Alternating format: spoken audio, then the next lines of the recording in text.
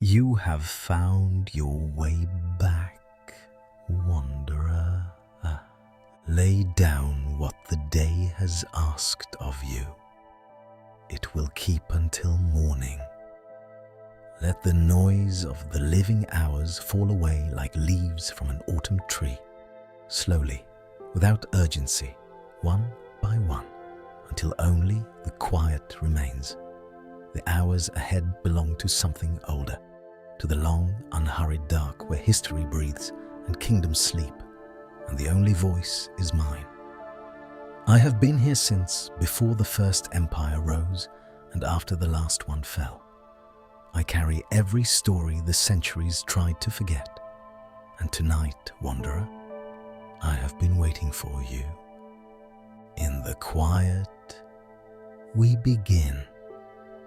Tonight we tell the whole story, not the summary, not the highlights, the whole story, from the Rome that believed it would last forever, to the night a boy emperor sat alone in a darkened palace, waiting for the end that everyone could see coming, except perhaps him.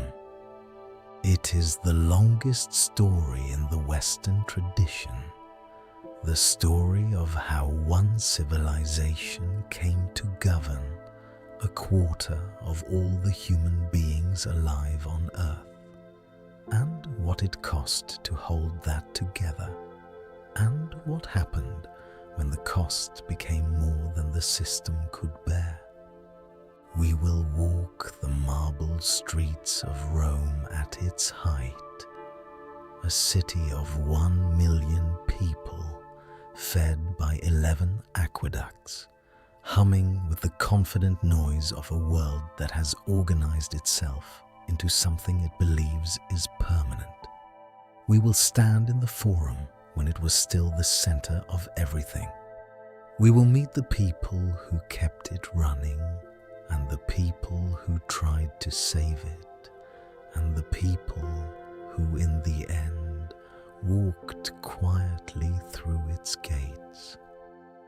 We will meet a plague that no one saw coming, an emperor who retired to grow cabbages, a general who gave a new god an empire, a chieftain who sacked Rome not out of hatred, but out of despair, a man called the Scourge of God who died of a nosebleed, and a boy, a small, handsome 16-year-old boy, who was given a name that meant Little Augustus and sent to live by the sea with a pension and the memory of something he had been too young to understand.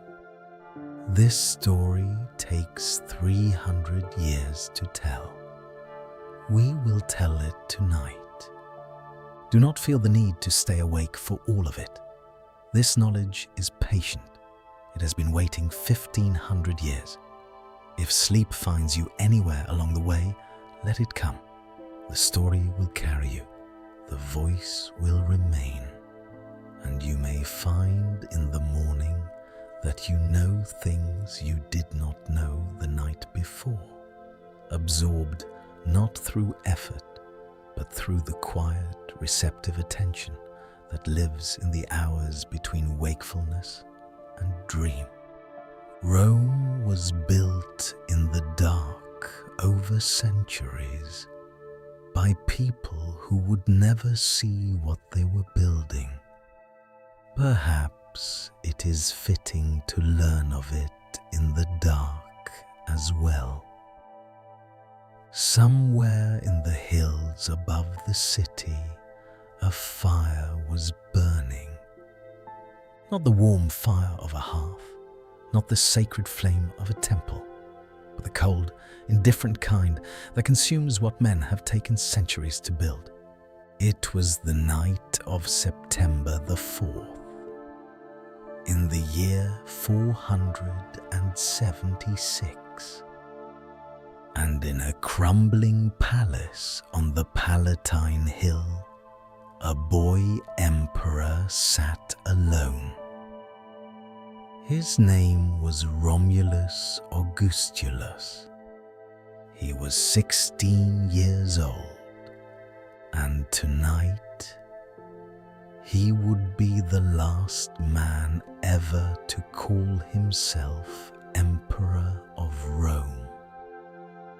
The palace around him was quiet, not the dignified quiet of a sleeping capital, not the hushed reverence that had once descended on these halls when senators walked them in procession, when generals received their laurels in gilded chambers, when the weight of the world was managed from this very hill. This was a different kind of quiet, the hollow quiet of a building that knows it is no longer needed. The torches in the outer corridors had not been relit.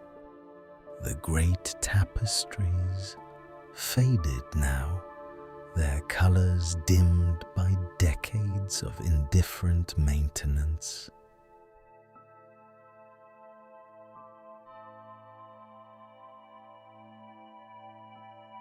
Hung unmoving in the still air, the guards who remained stood in the shadows like furniture, eyes fixed on nothing, hands resting loosely on weapons they no longer believed in.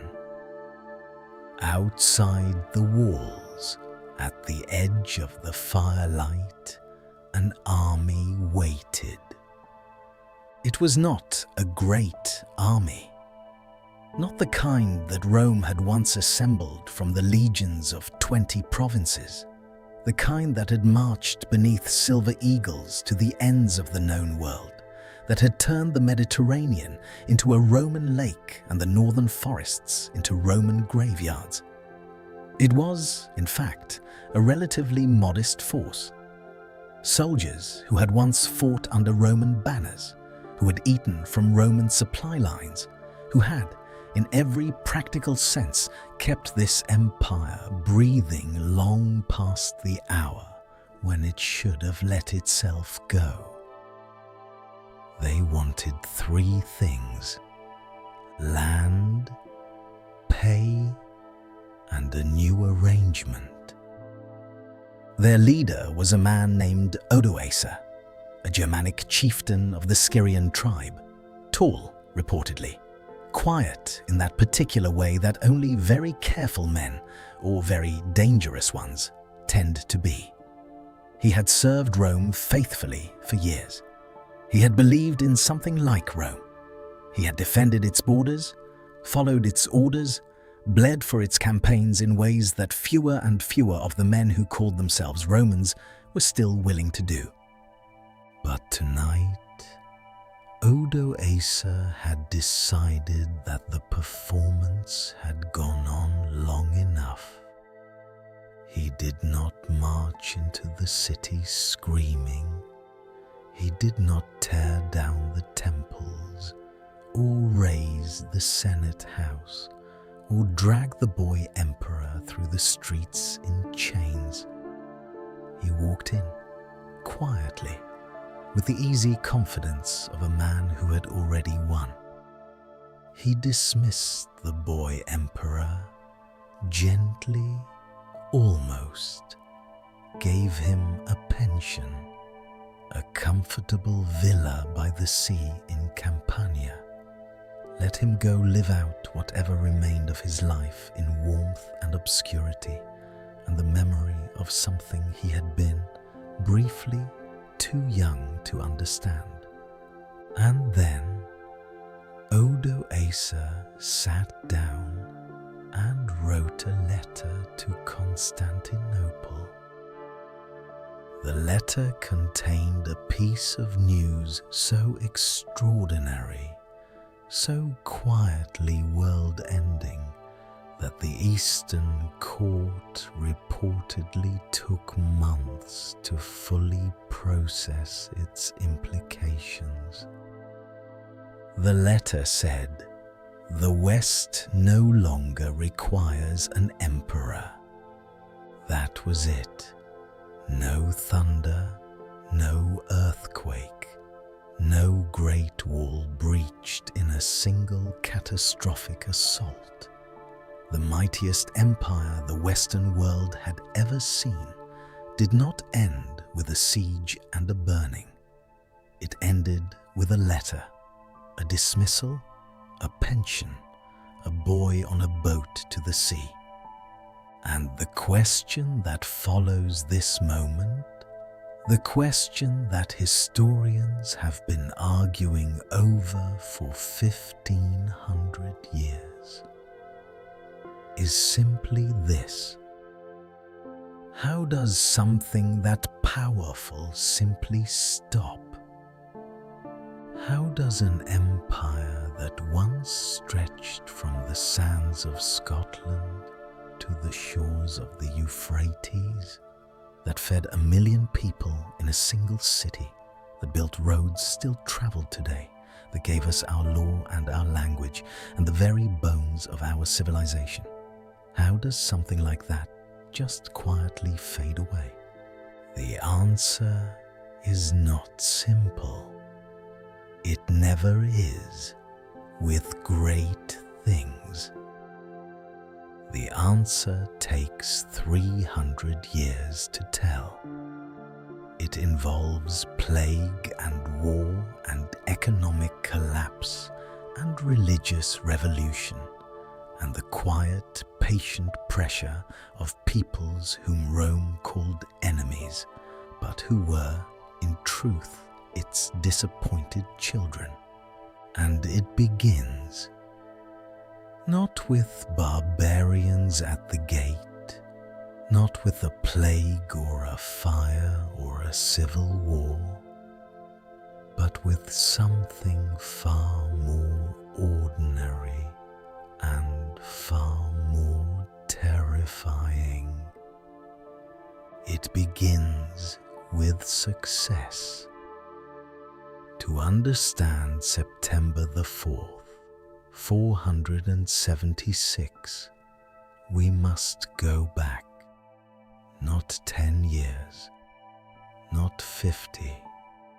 We must walk backward through the centuries together to a Rome so different from the one that ended on that quiet night that you might struggle to believe they were the same place. We need to go back to Rome at its height, to the Rome that believed genuinely, completely, with the full and terrible force of civilization behind it, that it would last forever. Because you cannot understand what was lost until you have held it in your hands, until you have walked its streets, until you have felt, even for a moment, the extraordinary weight of what it meant to live inside the greatest thing humanity had ever built. Close your eyes, if you like. Let your breathing slow. Let the sounds of your room settle and soften.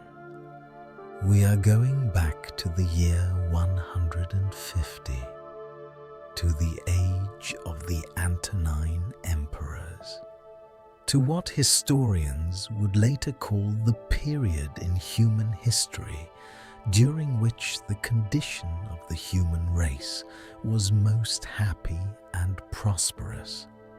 This is Rome at its greatest, and this, though no one knew it then, is also where the dying began. The Rome nobody talks about. Imagine waking up, not to silence, but to the sound of a city that never fully slept. The creak of wagon wheels on paving stone, the complaint of oxen negotiating tight corners in the dark, the shouts of night delivery drivers calling to each other across narrow streets.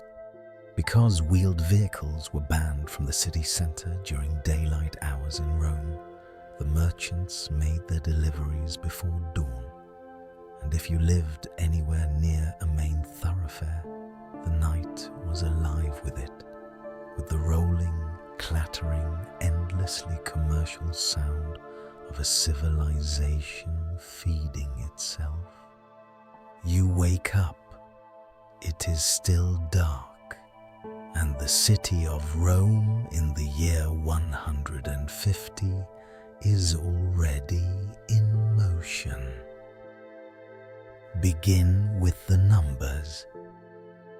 The Roman Empire at its height contained somewhere between 60 and 70 million people, roughly 1/4 of all the human beings alive on Earth at that time. 1 in 4 people alive anywhere in the world, from the jungles of Central Africa to the plains of Central Asia, lived in a province governed, however imperfectly, by Rome. The empire stretched from the Atlantic coast of Portugal to the banks of the Euphrates River in what is now Iraq, from the southern edge of the Sahara Desert to the Antonine Wall in Scotland. If you were to drive its borders today, even on modern roads, it would take you the better part of a month. Within those borders, 400,000 miles of roads, not dirt tracks, not paths through wilderness. Roads, engineered, paved with stone, cambered for drainage, maintained by dedicated teams of workers. Roman roads were so well built that many of their routes are still followed by modern highways and rail lines 2,000 years later. The city of Rome itself held approximately 1 million people. 1 million in the 2nd century, in a world without electricity, without engines, without refrigeration, without modern sanitation. 1 million human beings packed into a city of 7 hills on a bend of the Tiber River. And it worked. Not perfectly, not without poverty and violence and the particular cruelties of its era. But it worked. Water flowed, food arrived, the streets were lit at night, the sick were treated, the courts heard cases, the dead were buried, the children went to school. Begin with the water. Rome had 11 aqueducts, 11 separate engineered channels bringing fresh water into the city from springs and rivers in the surrounding hills. The longest of them ran for 91 kilometers. Much of it was carried on towering stone arches above the landscape, curving across valleys in elegant gravity-fed spans. It delivered water so cold and so clear that Romans considered it the finest drinking water in the world.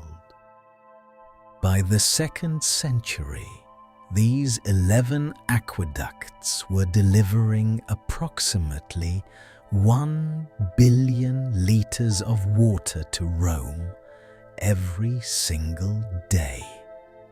1 billion liters, 1 million people.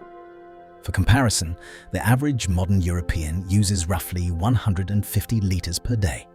Rome, in the 2nd century, provided its citizens with more than 6 times that. And they did not hoard this water. They shared it. Thousands of public fountains dotted the city, continuously flowing, free to use, available to the poorest citizen and the richest senator alike.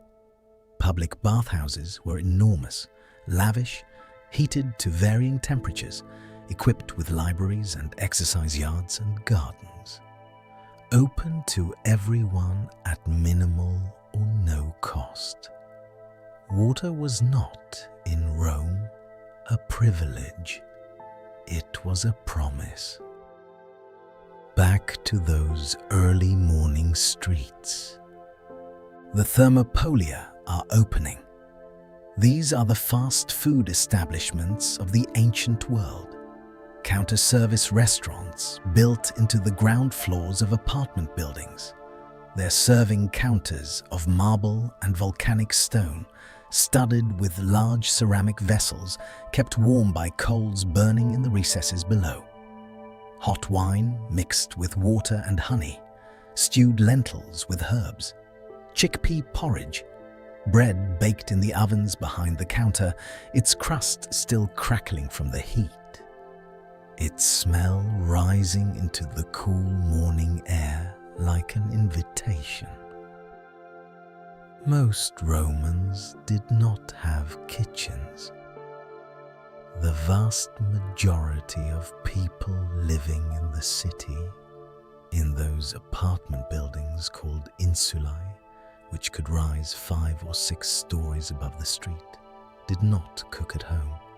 The fire risk in wooden upper floors was too great. The space was too small. You ate out. You bought your morning bread from a street vendor and ate it standing. Work in Rome was astonishing in its variety. Goldsmiths and silversmiths working metal with tools barely distinguishable from those used today. Glassblowers producing translucent vessels of startling beauty. Mosaic artists laying tesserae by the thousands into images so detailed they resemble paintings. Walking through the city on a weekday morning, you would hear it as a kind of music. Hammers on anvils, the hiss of bellows, the scrape of stone on stone, the 1,000 interlocking sounds of human beings making things. You might be a lawyer.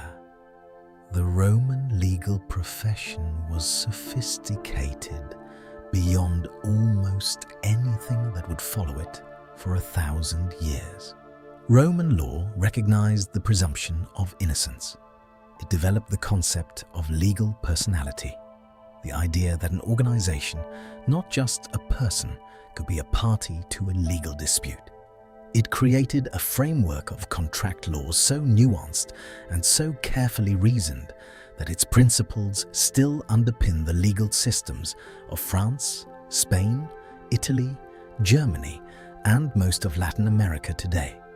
To walk into a Roman courtroom in the 2nd century was to enter a world of argument and evidence and precedent that would feel startlingly familiar to a modern lawyer.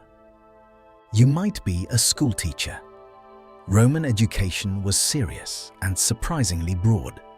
Children of the middle and upper classes attended schools where they were taught reading and writing in both Latin and Greek, arithmetic, geometry, music, and rhetoric. The great Roman authors, Virgil, Horace, Ovid, Cicero, were studied with the kind of reverence we now reserve for sacred texts. Schoolboys memorized passages from the Aeneid the way later generations would memorize scripture. You might be a doctor. Roman medicine was crude by modern standards.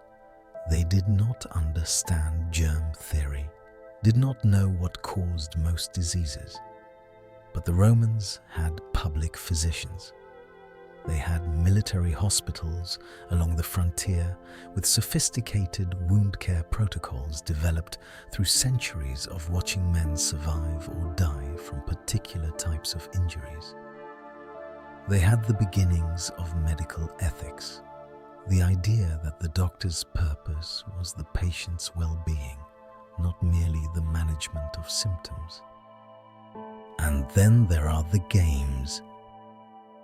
The Roman games are, for many modern observers, the most disturbing aspect of Roman civilization.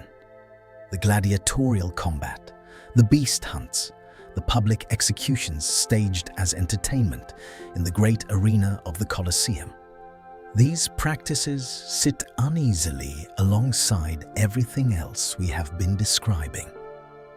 The sophisticated law, the public water, the free bread, the philosophical emperors.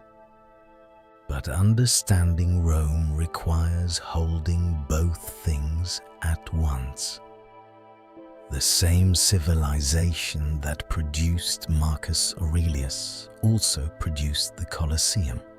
The same people who built free public libraries also filled the arena with 100,000 cheering spectators watching men die for their entertainment. This is not a contradiction that resolves neatly. It is simply the truth of what Rome was. Extraordinarily advanced in some directions, extraordinarily brutal in others, in ways that reflect less on Rome specifically and more on the entire range of what human beings are capable of when given power and resources. The games were also, it must be said, politically functional. The emperor who could fill the Colosseum, who could stage 100 days of games, who could give the city of Rome bread and spectacle simultaneously, that emperor was buying something. Not just popularity, not just distraction, something more fundamental, the consent of an enormous, potentially volatile urban population to be governed. The games were the most visible expression of the social contract.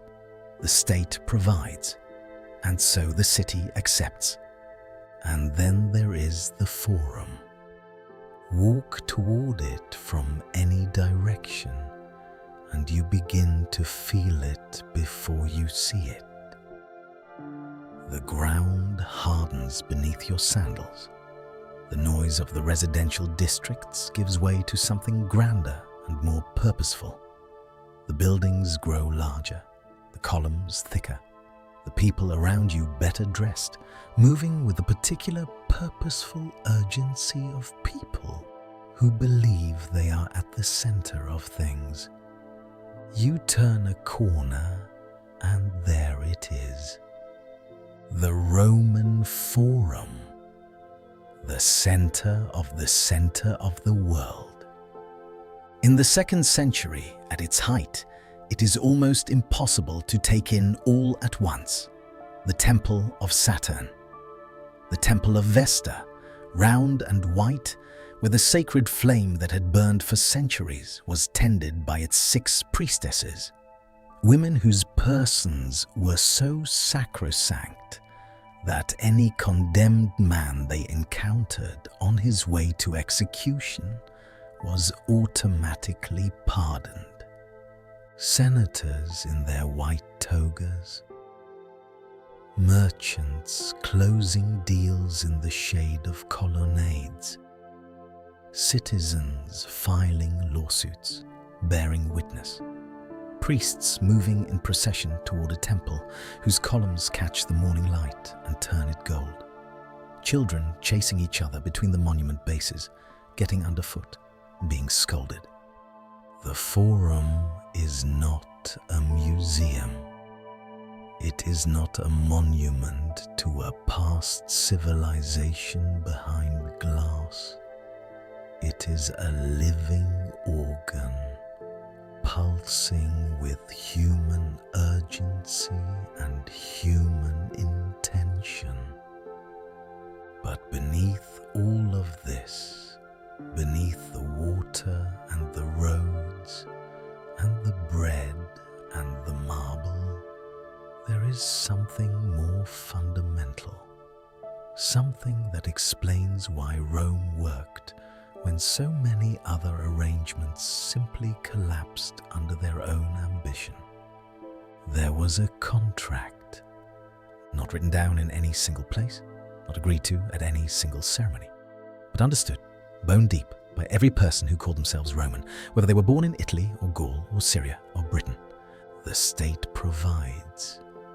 In return, the citizen participates. The state provides water, roads, security, grain for the poor, public entertainment, courts for the wronged, military protection, and the extraordinary, hard-to-quantify prestige of belonging to the most successful civilization in human history. In return, you pay your taxes. You serve in the army when called. You acknowledge the authority of Rome. It was not a perfect contract. Rome was not a democracy, and calling it one would be a misreading of its nature. Its hierarchies were brutal and largely immovable. Its economy rested on the institution of slavery. Its treatment of conquered peoples ranged from impressive assimilation at one end to systematic atrocity at the other. And yet, within those hierarchies, within those cruelties, there was something that functioned. Something that millions of people chose to participate in, generation after generation, because the alternative was worse. Because the darkness beyond the border was a world that most people, given the choice, would not choose. Rome was imperfect in 100 ways, but Rome was there. Rome organized things. Rome made tomorrow more or less predictable. And in a world where tomorrow was not always predictable, that was not a small thing. The philosopher Emperor Marcus Aurelius wrote in his private journal, things he never intended to be published. Begin the morning by saying to yourself, I shall meet with the busy, the thankless, the violent, the treacherous, the envious, the unsocial. He was writing this to remind himself, the most powerful man on earth, reminding himself each morning to keep going, to stay patient, to hold the line of his own character against the pressure of the world. This is the Rome we are losing, not just the marble and the water, but the idea, the difficult, costly, imperfect, magnificent idea that human beings could organize themselves into something that aspired toward decency. That the person at the top owed something to the people at the bottom. Remember this, hold it, because everything that follows is the story of what happens when that idea begins, slowly and then all at once to come apart. The year is now 165. Marcus Aurelius has been emperor for 4 years. Rome has never looked more permanent, more settled, more inevitable. And then a Roman army, returning from a victorious campaign in the east, arrives home carrying something they cannot see, something that has traveled with them in the air between men, in the warmth of shared tents and shared food, and the close quarters of a marching army returning in triumph. something invisible, something patient, something that does not care about marble columns or imperial decrees. The soldiers bring it through the eastern provinces, through Syria and Asia Minor, through Greece, through the Balkans, into Italy, into the Forum, and Rome, for the first time in its glorious history, discovers that there are enemies it does not know how to fight. The disease beneath the marble. The Antonine Plague arrived in Rome in the year 165, and nobody knew what it was. They called it a plague because that was the only word they had for a sickness that killed this many people this fast. It may have been smallpox, it may have been measles. We do not know. What we have are the descriptions recorded by the physician Galen, who was in Rome during the outbreak and documented what he saw with the careful, precise horror of a man watching something unprecedented. And we have the body counts. Over 15 years, the Antonine Plague killed somewhere between 5 and 10 million people. In a world of 60 million, that is between 1 in 6 and 1 in 12 of every living human being on Earth. 5 to 10 million people gone. The immediate horror is obvious, but it is the secondary effects that historians believe introduced the first, almost imperceptible crack into the Roman system. The military lost men. Legions that had been at full strength were suddenly undermanned. Veterans were stretched thinner across frontiers that had not gotten any shorter. New recruits were harder to find. Standards inevitably began to fall. The rural economy lost farmers. The agricultural labor that fed Rome's million-strong city was suddenly short-staffed. Fields went unplanted. Food prices rose.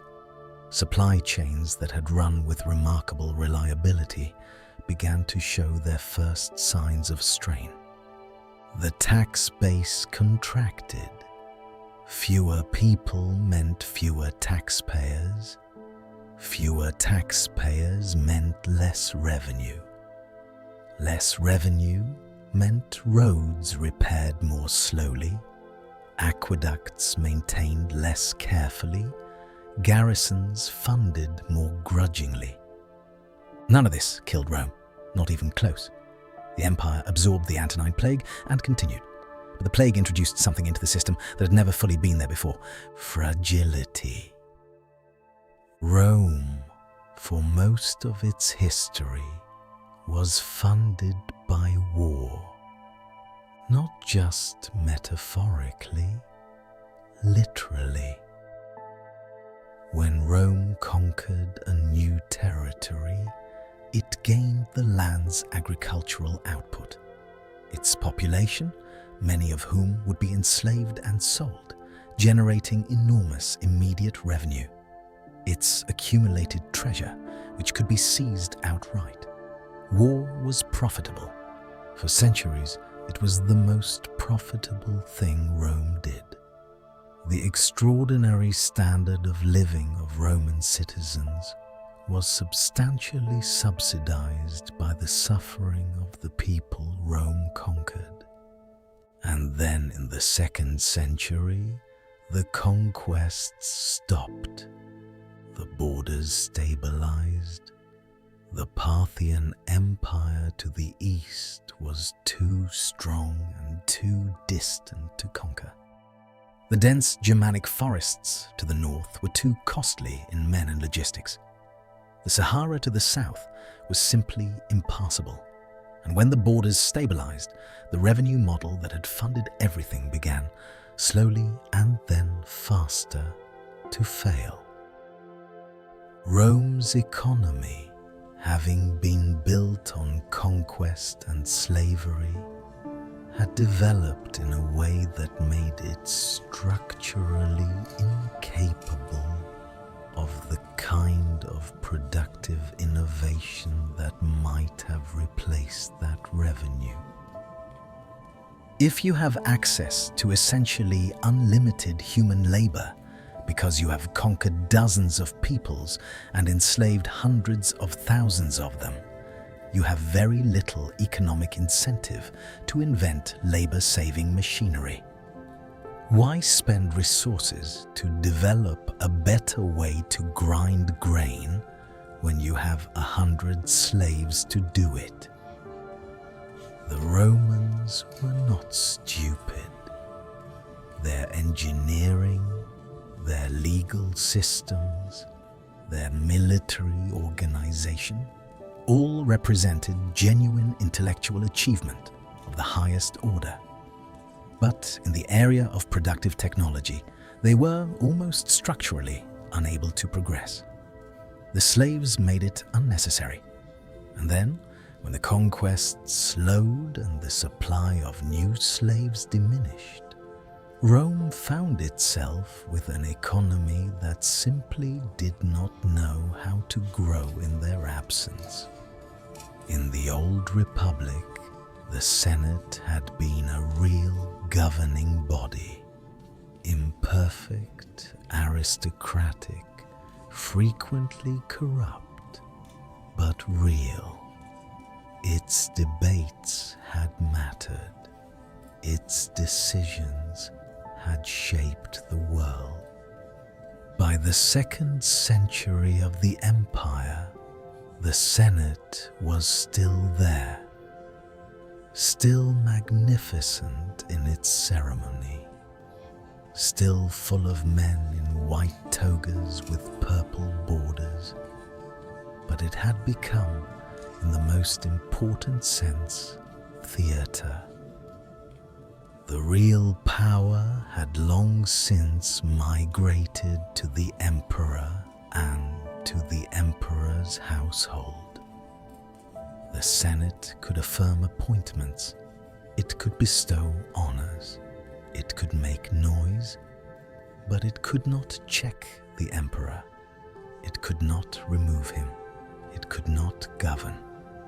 And so, over generations, the men who might once have poured their ambition and intelligence into the work of governance began to pour it into other things, into wealth accumulation, into social competition, into the elaborate hierarchies of status that substituted for real power. And their connection to the actual work of governing, to the hard, unglamorous, essential work of keeping 60 million people fed and safe and organized, grew thinner with each generation. In the year 69, Rome experienced something that its own citizens found almost beyond comprehension. 4 men became emperor in a single year: Galba, Otho, Vitellius, Vespasian. Each one seized power. Each one, until the last, was killed by rivals or by his own troops. The armies of the Rhine, of the Danube, of the East discovered in that year that they could make emperors, that the purple robe of imperial authority was not sacred or inevitable or guaranteed by heaven, but was simply a thing that armies could give and take away at will. The crisis was resolved. Order was restored. The empire continued. Most Romans did their best to forget it, to treat it as an aberration, a temporary madness, rather than a demonstration of something structural. But it was a demonstration.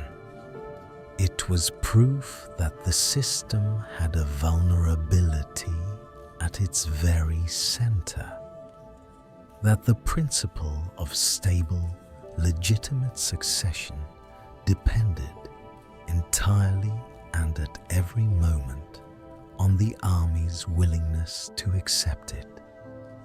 And that willingness, as the coming centuries would make catastrophically clear, was conditional. The empire stood at the close of the 2nd century like a beautiful and ancient building whose foundations had begun very quietly to shift.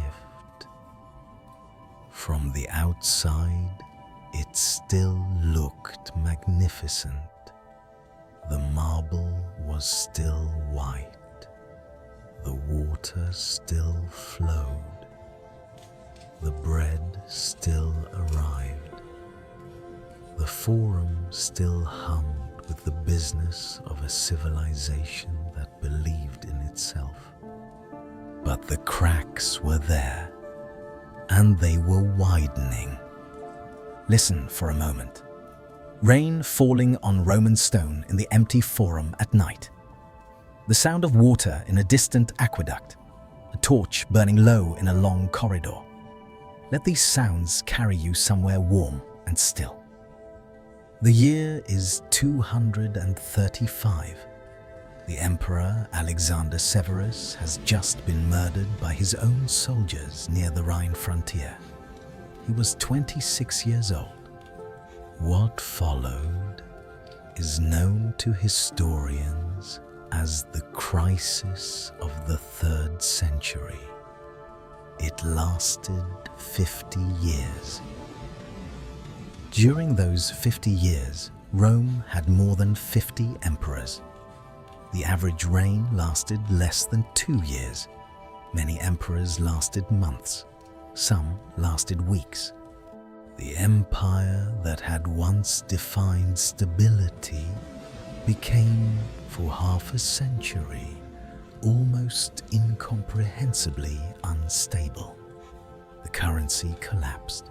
The borders broke. Plagues returned. Trade collapsed. Cities that had been thriving for generations contracted behind hastily built walls. And yet, here is the extraordinary thing. Rome survived it. Battered, diminished, fundamentally changed, but alive, held together by institutional inertia, by the loyalty of ordinary soldiers who kept fighting even when they could not say with certainty who they were fighting for. But the cost of survival was enormous, and it would leave scars that never fully healed. 50 emperors in 50 years. Let us begin with the names.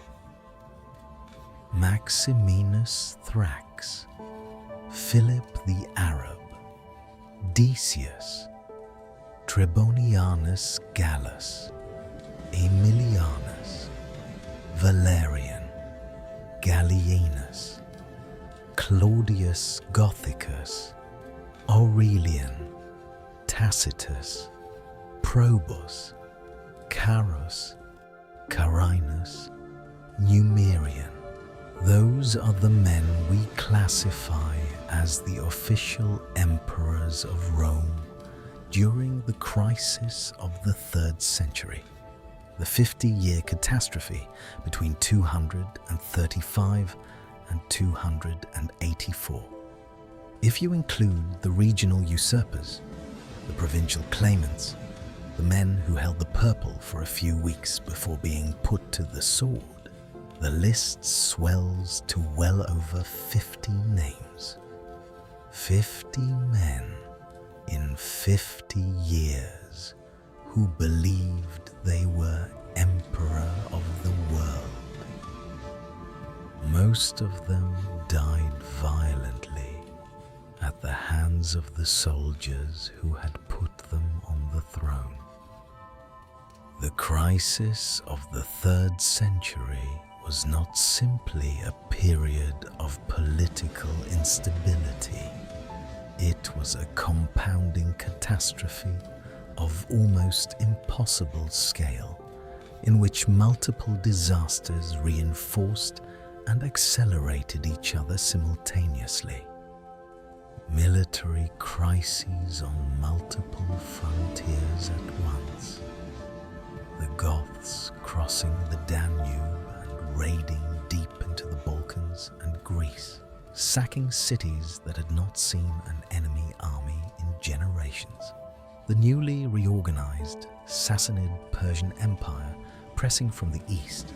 In 260, the Emperor Valerian became the first Roman emperor ever to be captured alive in battle, seized by the Persians and reportedly used by the Sassanid king as a mounting block when he climbed on his horse. Simultaneously, economic collapse. Constant wars required armies. Armies required pay. Pay required money. Rome did not have enough money, so it debased its currency, reduced the silver content of its coins year by year, until coins that had once been nearly pure silver were little more than silver-washed bronze. The result was inflation. Prices rose. The value of savings evaporated. Trade contracted. Simultaneously, another plague, the plague of Cyprian, struck in the 250s and may have killed 5,000 people a day in Rome alone at its peak.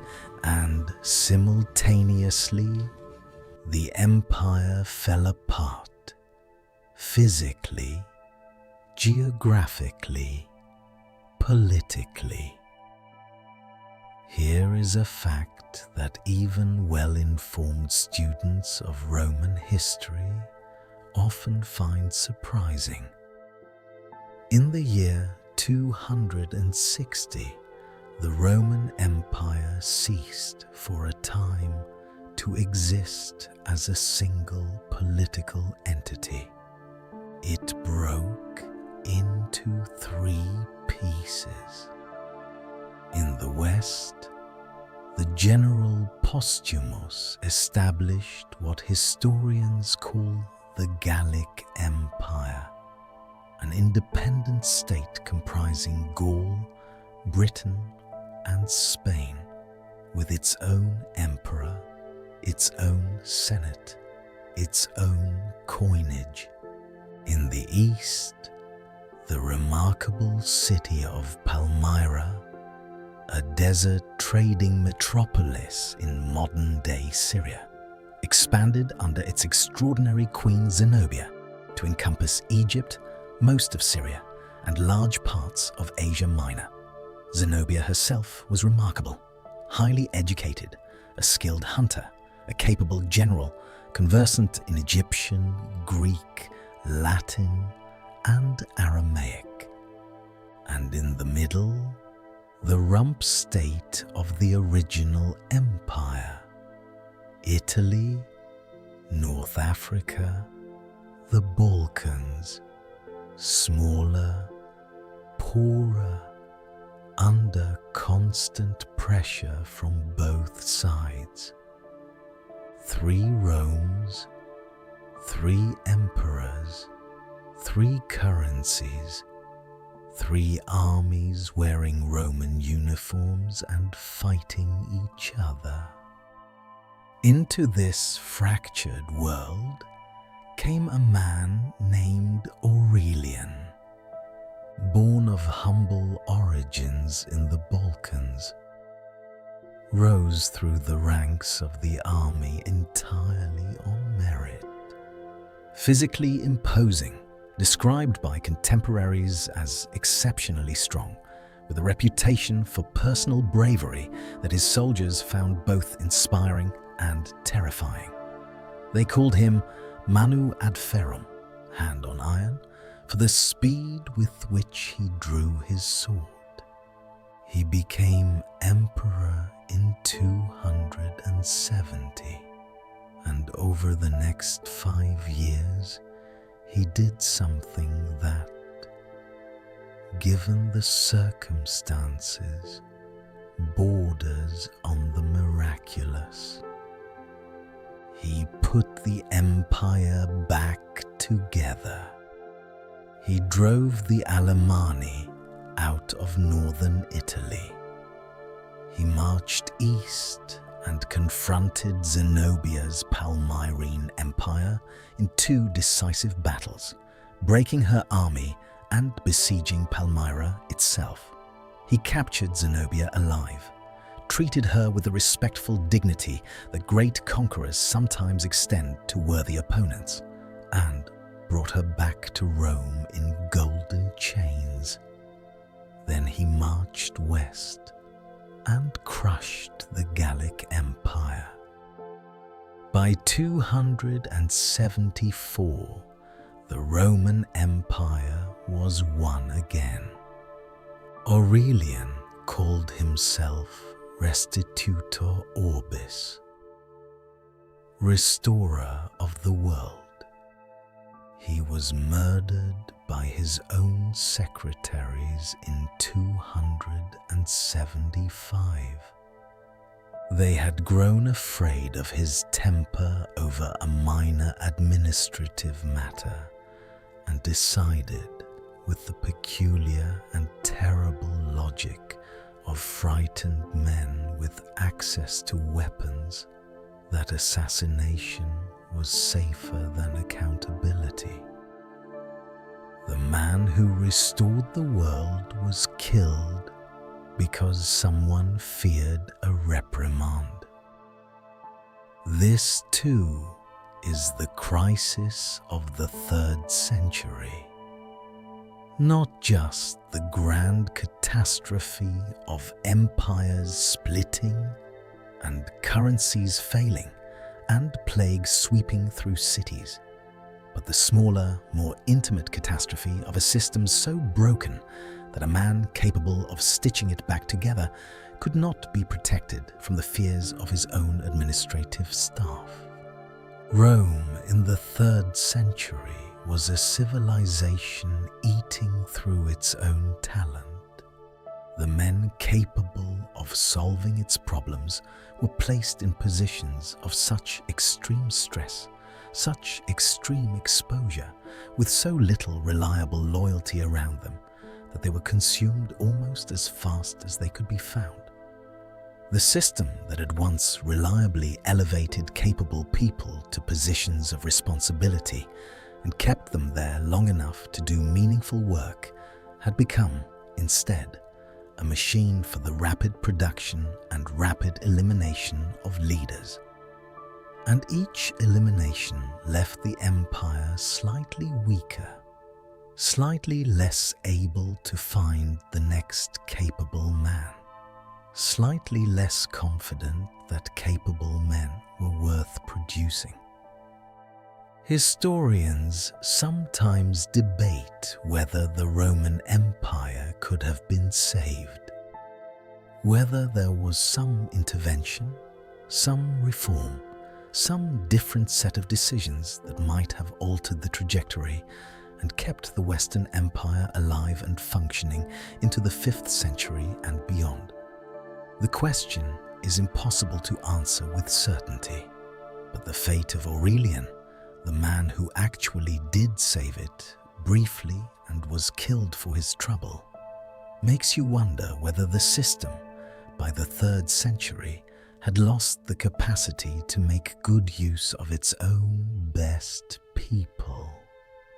But we have been speaking of emperors and empires, of battles and borders. Let us speak now of the people. Imagine you are a cloth merchant in the great city of Lyon in southern France. It is the year 265. You have been in the trade for 20 years. Your father was in it before you. For most of those 20 years, the trade worked because the fundamental conditions were in place. The roads were safe, the currency was reliable, the legal system functioned. You could send a cart of Gallic wool south toward Italy and know with reasonable confidence that it would arrive, that it would be sold for a price you could predict. That world is gone now. The roads are not safe. Bandits, former soldiers who have not been paid, deserters from armies that no longer entirely exist, make the major highways too dangerous to travel without armed escort. The silver in the coins your customers give you contains less silver each month. The trader you used to buy Italian glassware from has stopped writing. You do not know if he is dead or imprisoned, or if the roads between here and there have simply become impassable. The city itself has changed.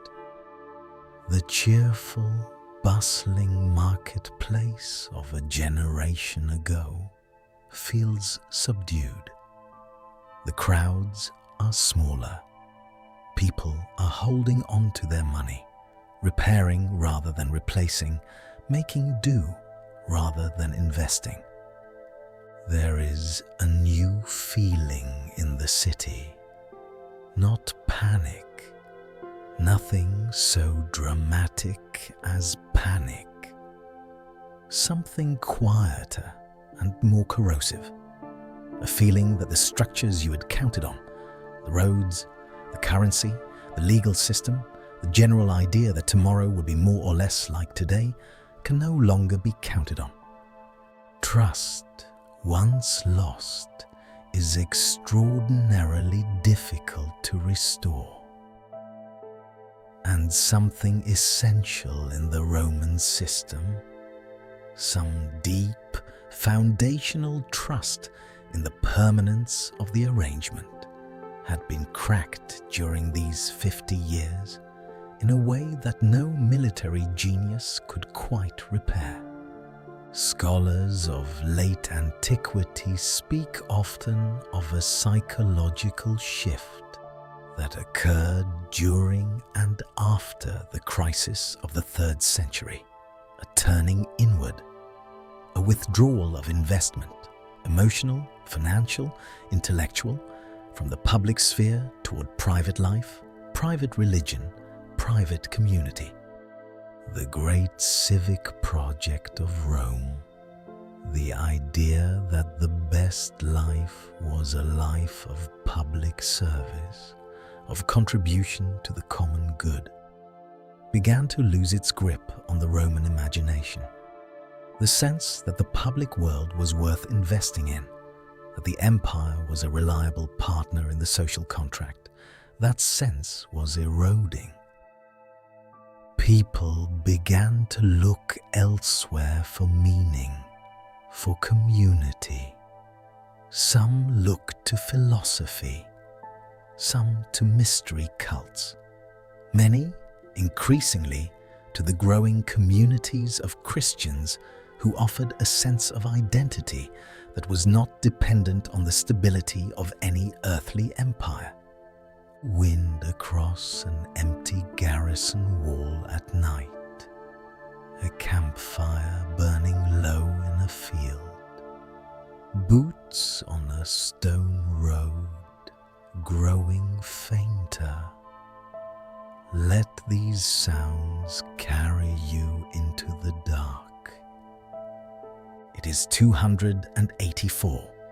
Rome has survived the 3rd century. Barely. Its currency is in ruins. Its borders are frayed. Its population is smaller than it was a century ago. A man named Diocletian is proclaimed emperor by the army of the East.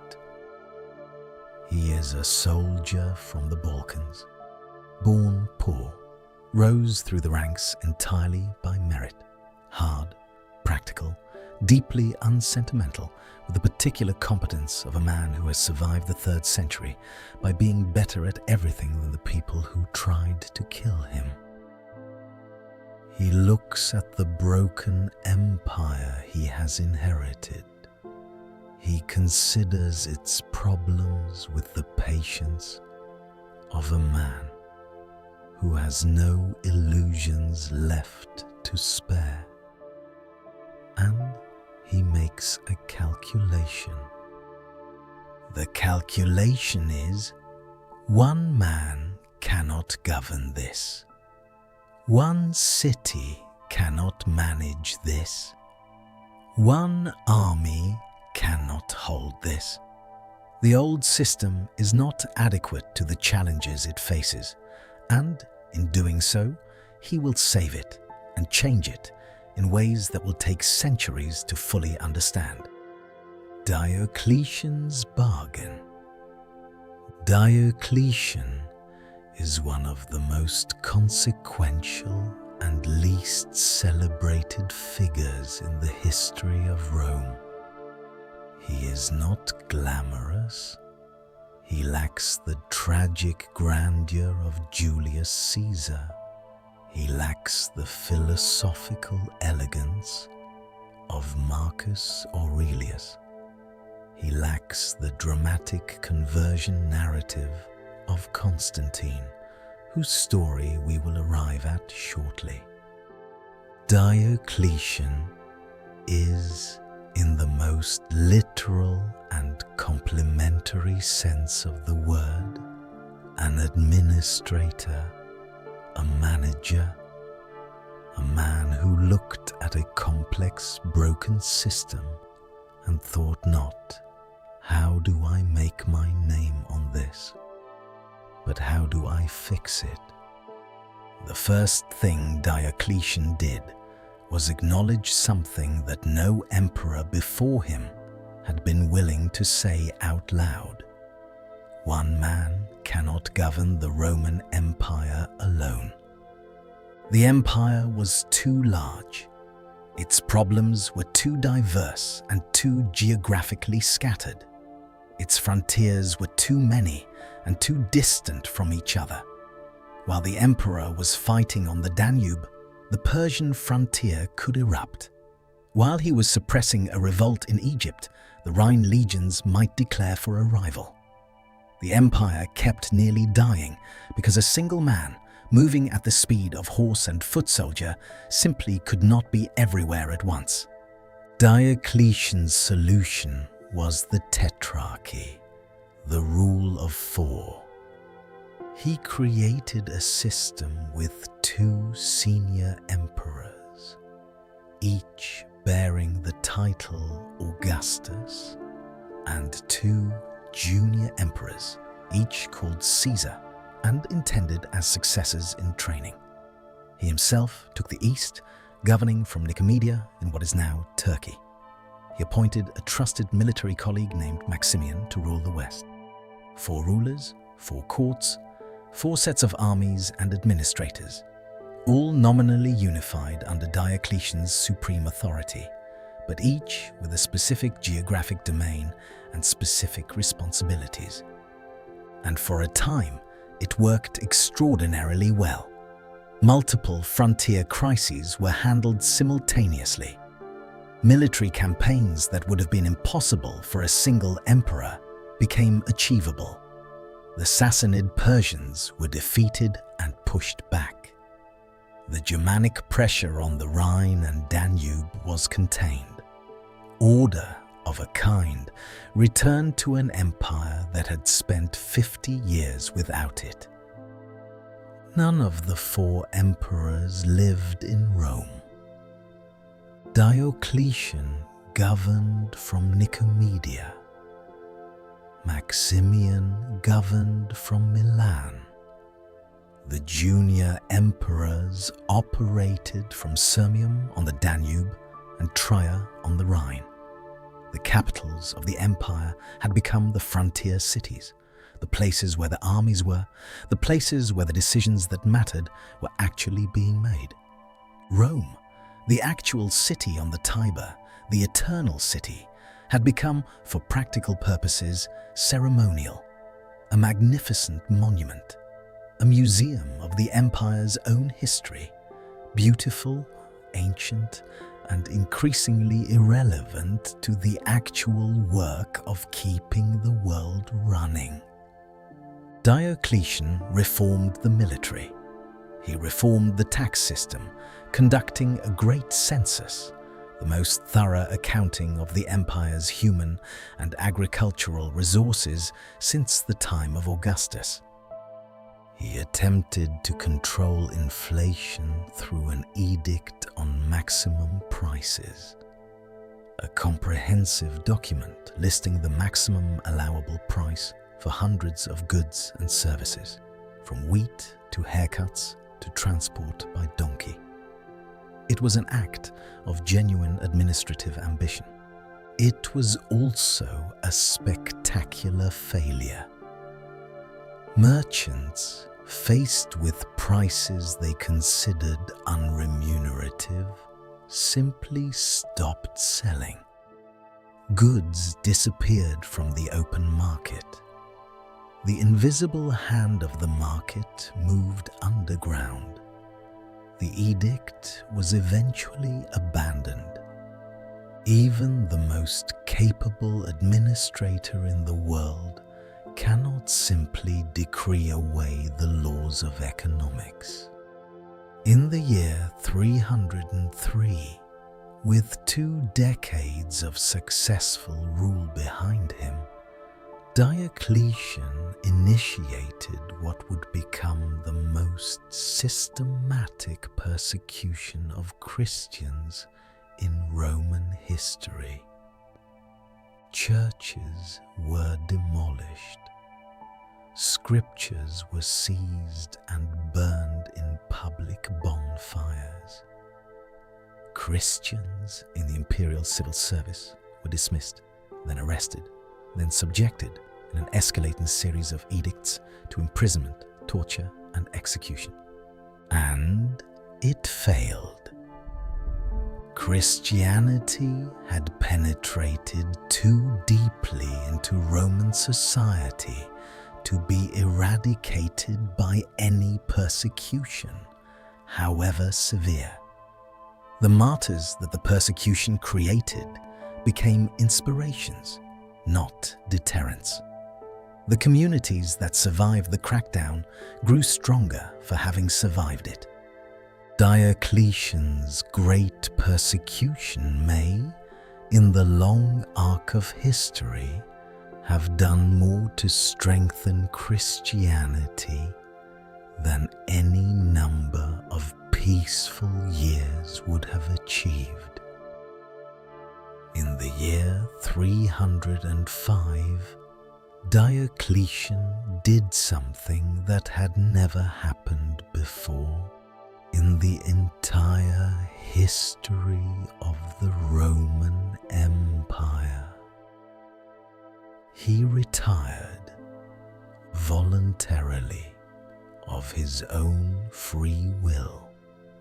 He abdicated the purple, handed power to his successors, and withdrew to a vast fortified palace he had spent years constructing on the Dalmatian coast near his birthplace. The palace, its remarkable ruins still visible today in the Croatian city of Split, was essentially a small city unto itself. And there, in that palace overlooking the Adriatic Sea, Diocletian grew cabbages. This is not a metaphor. He grew cabbages. He grew vegetables. He gardened. He is, as far as we know, the only Roman emperor who spent his retirement in deliberate, peaceful, agricultural domesticity. Several years after his retirement, when political instability was threatening to undo everything he had built, his former co-emperor sent a message urging him to return. The purple was offered back. The world needed him again. Diocletian's reply, according to the ancient sources, was something to this effect. If you could see the cabbages I have grown with my own hands, you would not ask me to give this up for the troubles of the world. There is something quietly devastating about that. Something that speaks not to the weakness of the man, but to the sheer, crushing weight of being responsible for the world. Diocletian died in 312, probably of illness in his coastal palace. By then, the system he had so carefully built was already beginning to come apart. His successors were fighting each other, and one of those competing claimants was about to experience something on a bridge over the Tiber River that would change the world more permanently than anything Diocletian had ever done. A country garden in the late afternoon, wind through herbs, the sound of bees, water in a stone fountain, the slow, unhurried sounds of a life lived deliberately and at peace. It is the 28th of October, 312. Two armies face each other at the Milvian Bridge, just north of Rome, where a stone arch carries the Flaminian Way over the Tiber. On one side, Constantine, the general who controls Britain, Gaul and Spain, who has marched south to seize Italy from his rival. On the other, Maxentius, who controls Italy and North Africa, who by all accounts of troop strength and strategic position should win this battle comfortably. Constantine, according to the account he later gave, experienced a vision. He saw a cross of light in the sky above the sun, and in the light, words. In this sign, conquer. He ordered his soldiers to mark the Christian symbol on their shields, and then he crossed the bridge and destroyed Maxentius's army. Maxentius drowned in the Tiber, weighed down by his armor, trying to escape. Constantine decided that the Christian God had given him his victory, and as payment, he would give that god his empire. Constantine's Gamble, the Edict of Milan. It is 313. Constantine and his Eastern co-emperor issue a joint proclamation that grants, for the first time in Roman history, formal legal tolerance to all religions within the empire. Christians are specifically named. Their confiscated property is to be returned. Their right to worship, to organize, to build is guaranteed by imperial law.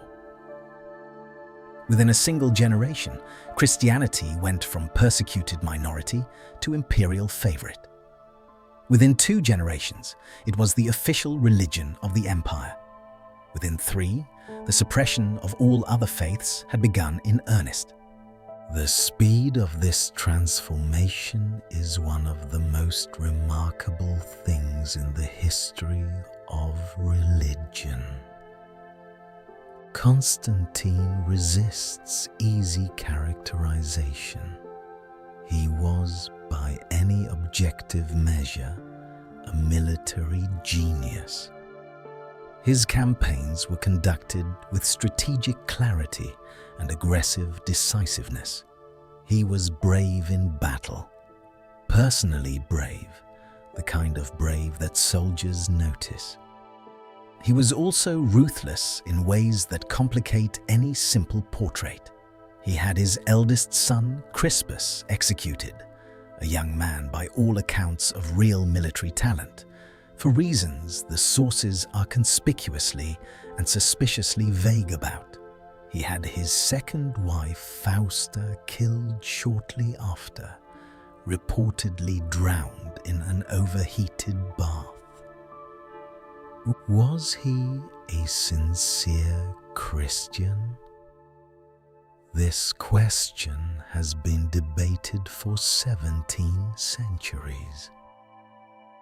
The most honest answer is probably he believed in something, perhaps a supreme divine force that he gradually identified with the Christian God. And he also believed in political advantage. The theology and the politics reinforced each other. Constantine moved forward on both tracks simultaneously. When the emperor builds churches, and Constantine built churches on a monumental scale, the message filters through every layer of society. When the emperor attends Christian services, the court attends. When the court attends, the aristocracy attends. When the aristocracy attends, their households follow. Christianity had already been spreading for 3 centuries before Constantine.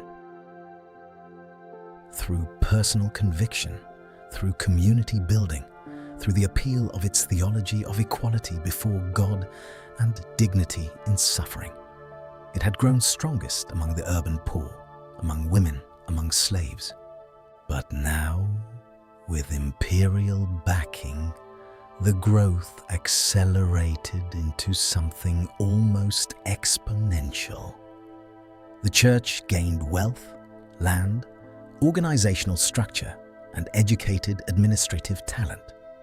Bishops became figures of genuine civic authority. The Christian community transformed in the space of a few decades from an underground network meeting in private homes into the most powerful institutional force in the empire. In 330, Constantine built a new Rome. On the site of the ancient Greek city of Byzantium, a naturally fortified peninsula at the precise geographic junction between Europe and Asia, Constantine constructed a new imperial capital from virtually nothing. He gave it his own name, Constantinople, the city of Constantine. He built it deliberately in the image of Rome, 7 hills, a great forum decorated with imported statues, a hippodrome for chariot racing, public baths, a senate house, an imperial palace. He offered tax exemptions and free grain to attract settlers. Constantinople was, by every strategic measure, a better capital for the empire than Rome. But for the old city on the Tiber, Constantinople was the beginning of a long and quiet abandonment. The money began to flow east. The best architects, the finest administrators, the most ambitious young men, all had a reason to go east now. Rome was a city of 1,000 temples. It had gods for every occasion, gods from every culture it had ever touched. The Roman religious world was exuberantly, joyfully diverse.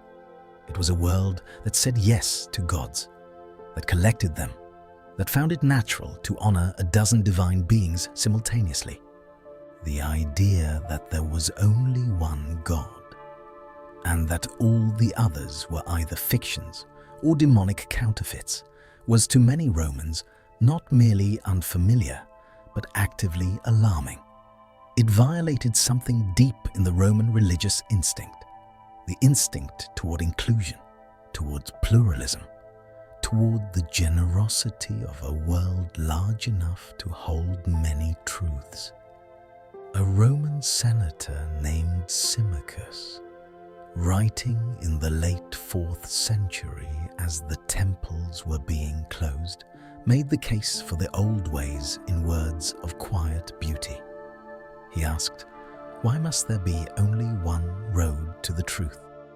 He wrote that all men look up at the same stars, that the same sky covers us all, that whatever practical path each of us takes in seeking the divine, we are all seeking the same thing. It was a beautiful argument, an argument for the dignity of diverse paths. It did not prevail. Constantine's deepest achievement and his deepest irony was this: he saved the Roman Empire by giving it 2 souls. The old soul, the Rome of the Forum and the temples, of the senatorial traditions and the pagan inheritance, of the long, extraordinary cultural memory reaching back through Greece and the early Republic. The new soul, the Rome of the Church, of the bishops and the councils, of the Christian God and the theology of eternity, and the architecture of the basilica, transformed from a courthouse into a house of worship. And when the Western Empire finally ended, when Odoacer walked into Rome in 476 and sent that letter to Constantinople, it would be the church, not the Senate, not the army, that survived. That continued, that carried something of Rome, its language, its law, its architecture of thought, forward into the centuries that followed. Constantine placed the idea of Rome in the only institution strong enough to keep it alive. Candlelight in an early stone church, a choir distant and soft, carrying through thick walls, the creak of a wooden door, warmth and the smell of incense and the feeling of being held by something ancient and unmoving. Throughout this night, We have spoken of the barbarians as a threat, as something coming from outside, as a force pressing against Rome's walls, waiting for the moment of weakness. The people that Rome called barbarians were not mindless hordes crashing against the walls of civilization. They were complex societies with their own political structures, their own traditions, their own hierarchies and economies and forms of beauty. They were not, in most cases, attempting to destroy Rome. Many of them wanted, above almost anything else, to be part of Rome, to live inside it, to share in what it offered. And here is the thing that the simple narrative always leaves out. They were not only outside Rome's walls. For the better part of 2 centuries, they had been inside them, serving in its armies, farming its land, marrying into its families, living as Romans in every practical sense, while being refused the full dignity of the name. The story of the fall of Rome is not simply the story of civilization being overwhelmed by barbarism. It is, in very large part, the story of civilization failing the people it had made its own. The barbarians were already inside. The word barbarian comes from the ancient Greek word barbaros. In its original usage, it was simply a descriptor for someone who speaks a foreign language, someone whose speech sounds like meaningless syllables, the sounds of an unknown tongue. Rome inherited the word from Greece and applied it broadly to the Germanic tribes of the north, to the nomadic peoples of the Eurasian steppes, to the settled kingdoms of the East, anyone who did not speak Latin or Greek, anyone who organized themselves differently. But who were these people actually? Take the Visigoths, the Western Goths, the people who will sack Rome in 410.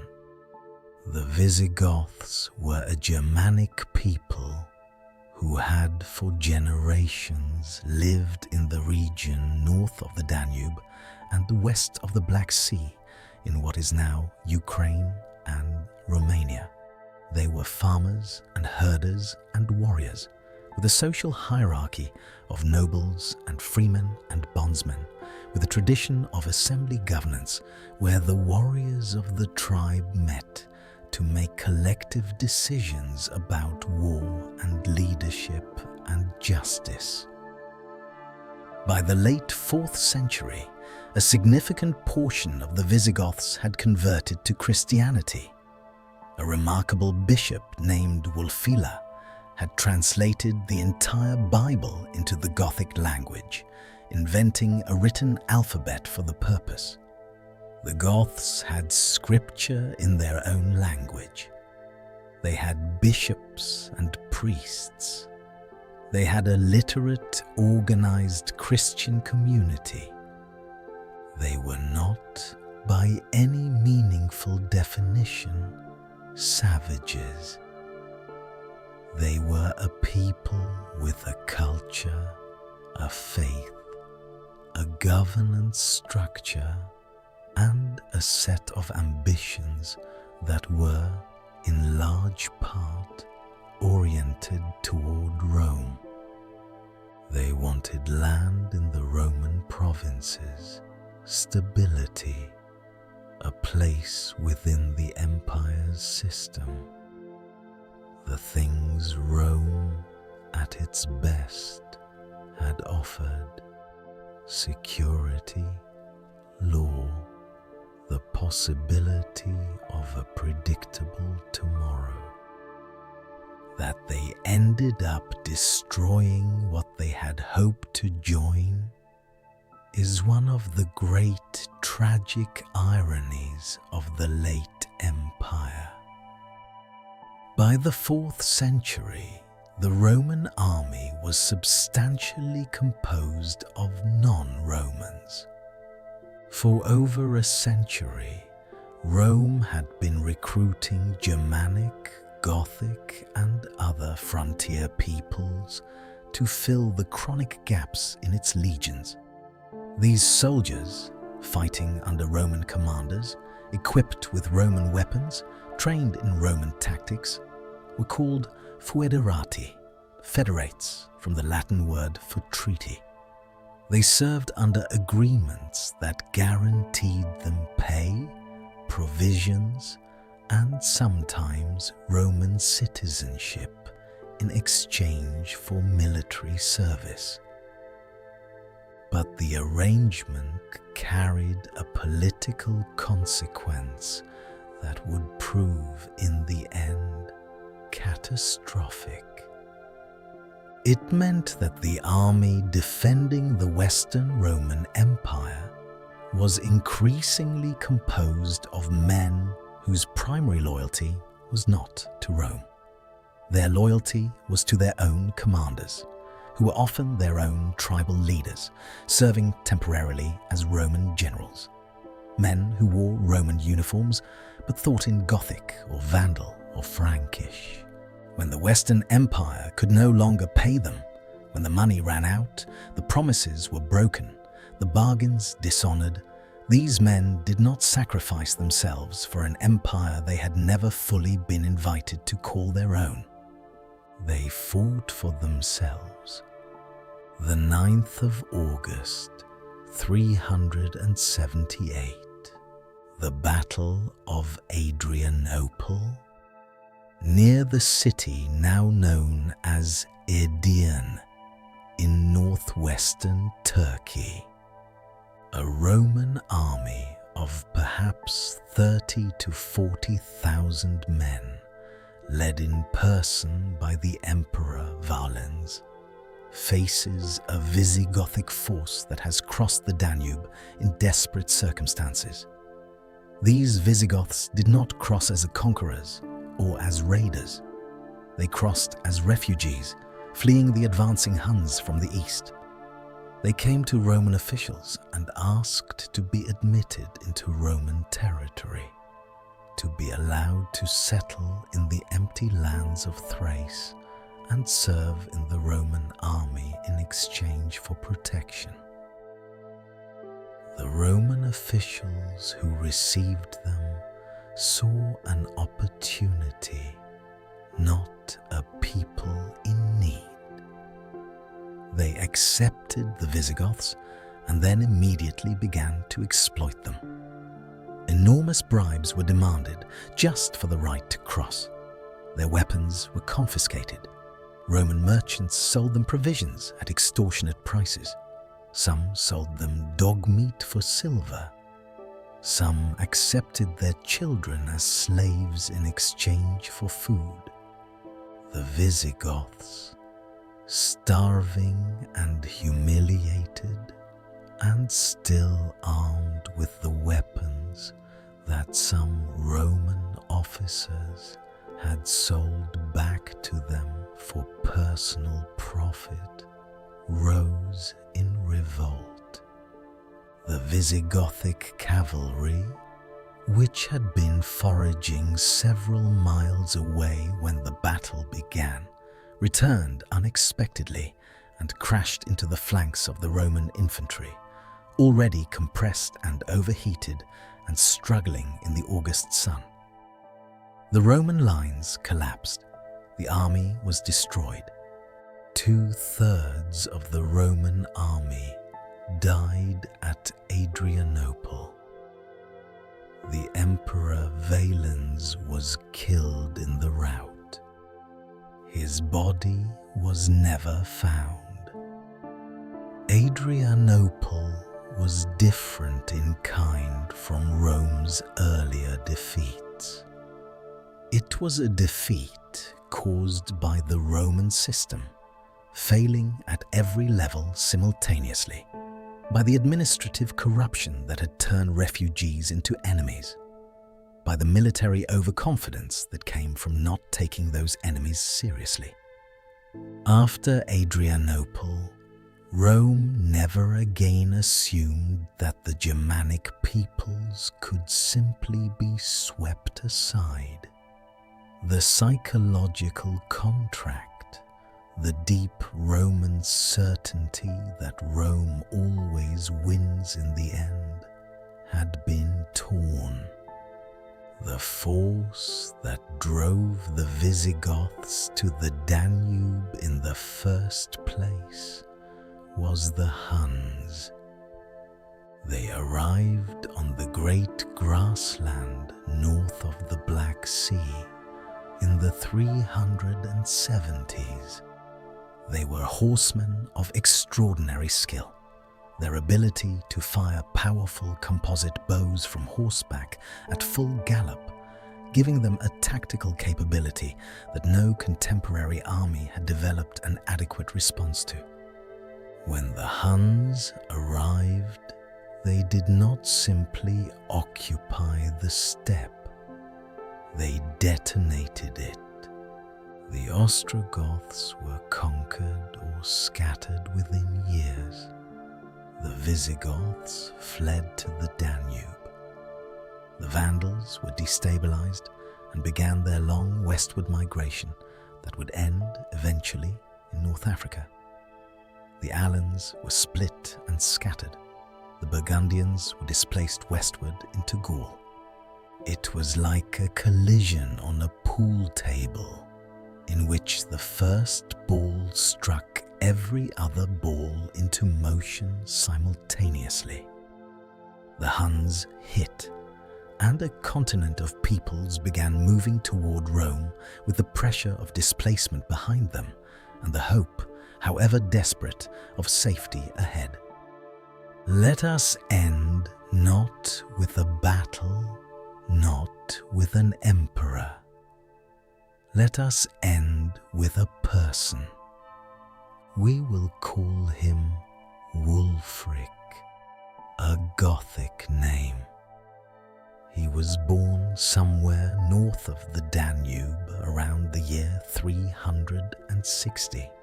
He grew up in a world that was already in motion, a world in which the Huns were at first a rumor from the east, and then, over the years of his childhood, an increasingly present reality. At some point in his early adulthood, Wulfric enlisted in the Roman army.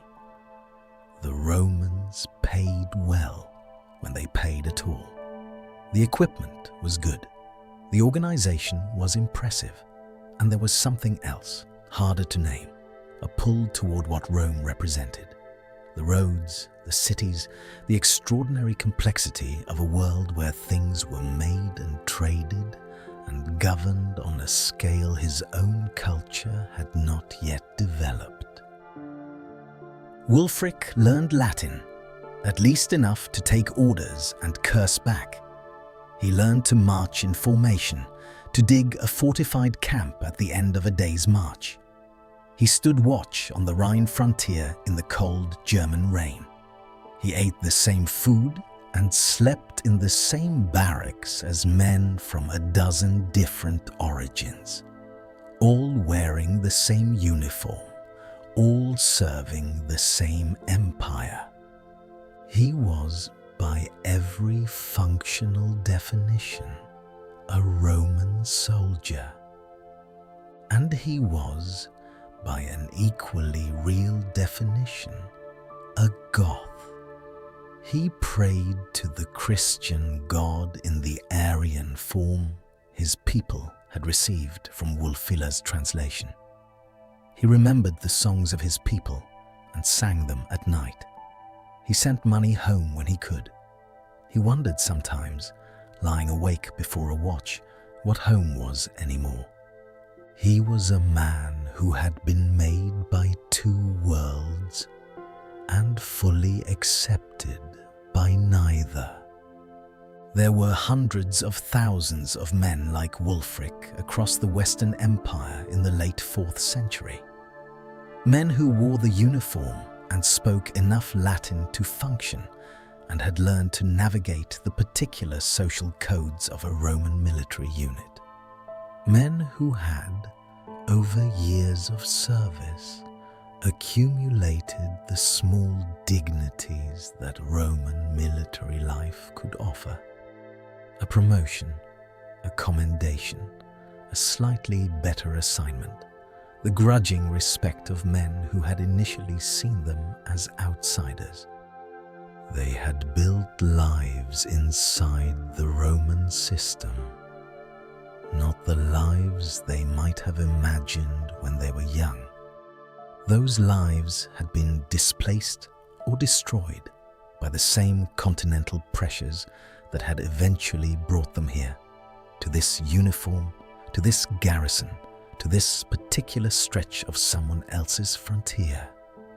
But lives nonetheless, real lives, with small stakes and small victories, and the kind of daily routines that become, over time, something you rely on. And those lives depended on Rome keeping its word, pay arriving on time, rations being adequate, the basic infrastructure of military life functioning in the way it had, however imperfectly, been promised to function when you signed your name to the treaty and took the oath and put on the uniform. When those things stopped working, when the pay was late, and then later, and then not arriving at all, when the rations were short and the officers were desperate, and the whole elaborate structure of Roman military logistics was visibly, unmistakably coming apart at the seams, what was left? What was the argument for continued loyalty to an institution that had ceased to honor its side of the arrangement?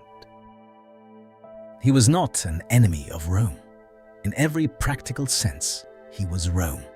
One of the men keeping it standing, one of the men whose willingness to endure and to serve gave the whole system its last decades of life. But if Rome stopped paying, if Rome stopped honoring its side of the arrangement, if Rome treated him the way Roman officials had treated the Visigoths at the Danube crossing, with contempt, with exploitation, with the casual cruelty of people who have forgotten that the man they are cheating is also the man holding the sword, then the calculation changes. The soldier who kept the empire standing becomes the soldier who helps it come down, not out of hatred, not out of ideology, but out of the simple human arithmetic of a bargain broken one too many times. History is full of people like Wulfric, people who wanted to belong to something larger than themselves, people who served faithfully until faithfulness stopped being returned, people who were, in the end, not the destroyers of civilization, but its disappointed inheritors. The fall of Rome was not the triumph of barbarism over civilization. It was not darkness swallowing light, chaos overwhelming order. It was, in very large part, the story of civilization failing the people it had made its own. And in that failure, in that broken bargain, in that contempt, in that willingness to use people without fully seeing them, there is something that speaks not just to the second half of the 4th century, but to something persistent in the story of how large, complex, successful civilizations lose their way. They stop seeing the people holding them up. A campfire on a cold plain. Wind through tall autumn grass. The settling sound of horses at rest. A soldier's breath, steady and slow. Darkness and warmth, and the vast and patient quiet of the world. By the year 400, the Western Roman Empire had survived things that should have killed it. Plague that killed 1 in 6 people on Earth. 50 years of civil war so severe that the empire broke into 3 pieces and had to be stitched back together by a man who was then murdered by his secretaries. A religious revolution that overturned 1,000 years of tradition in a generation.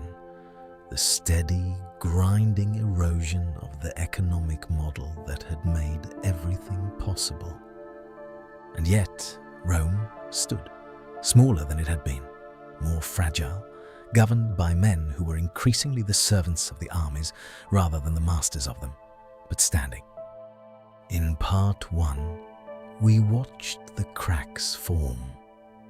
We saw the plague introduce fragility into a system that had no framework for fragility. We watched the Senate become theater, while real power migrated to the frontier commanders. We lived through the 3rd century, when 50 emperors rose and fell in 50 years, and a cloth merchant in Lyon could not be sure his shipment would arrive, or his coins would still be worth anything when it did. We watched Diocletian try to solve it all through administrative genius, and nearly succeed. We watched Constantine remake the empire's soul by giving it a new god.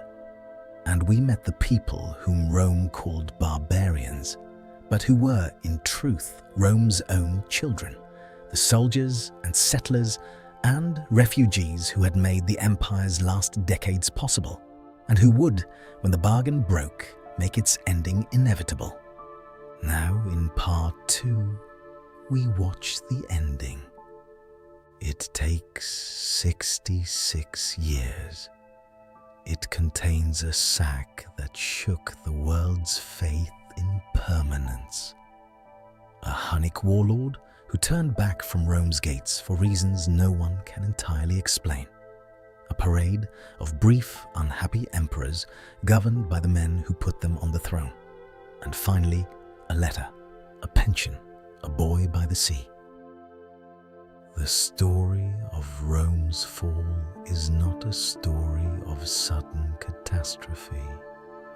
It is a story of a long, slow diminishing, and of the extraordinary human cost of watching something great become something less, and then something gone.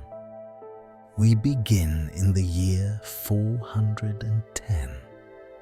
With a sound that the world had not heard in 800 years. The gates of Rome opening, the sack of Rome. There is a letter that survives from the year 410, written by a man named Jerome, a scholar and theologian living in Bethlehem, working on his Latin translation of the Bible, what would become the Vulgate, the standard scriptural text of Western Christianity for over 1,000 years. He was one of the finest minds of his age, disciplined, rigorous, famous throughout the Christian world for the precision of his learning and the sharpness of his arguments. When news arrived from the West, he stopped writing. he could not continue for days. The news was this: Rome had been sacked. Jerome, when he finally found words again, wrote that the city which had taken the whole world was itself taken. He wrote that the light of the world had been extinguished.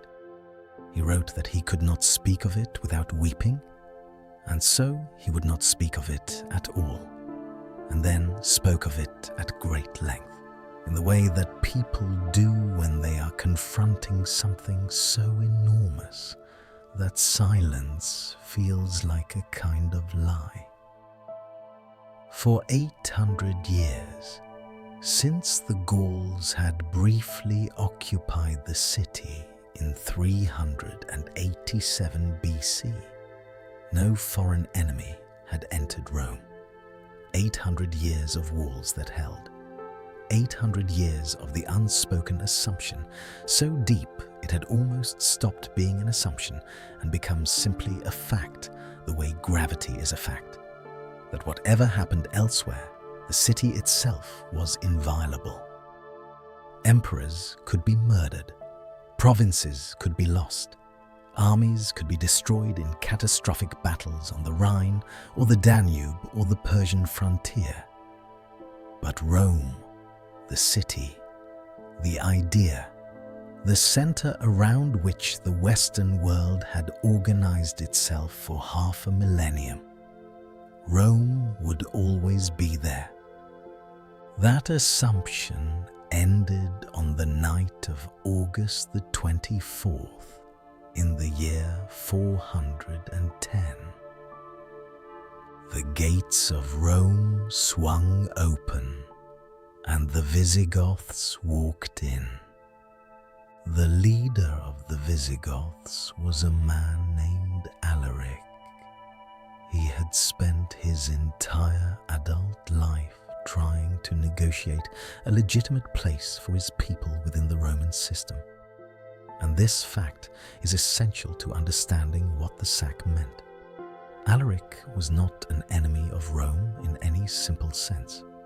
He had served in the Roman army, he spoke Latin, he had fought for Rome in the Balkans and in Italy.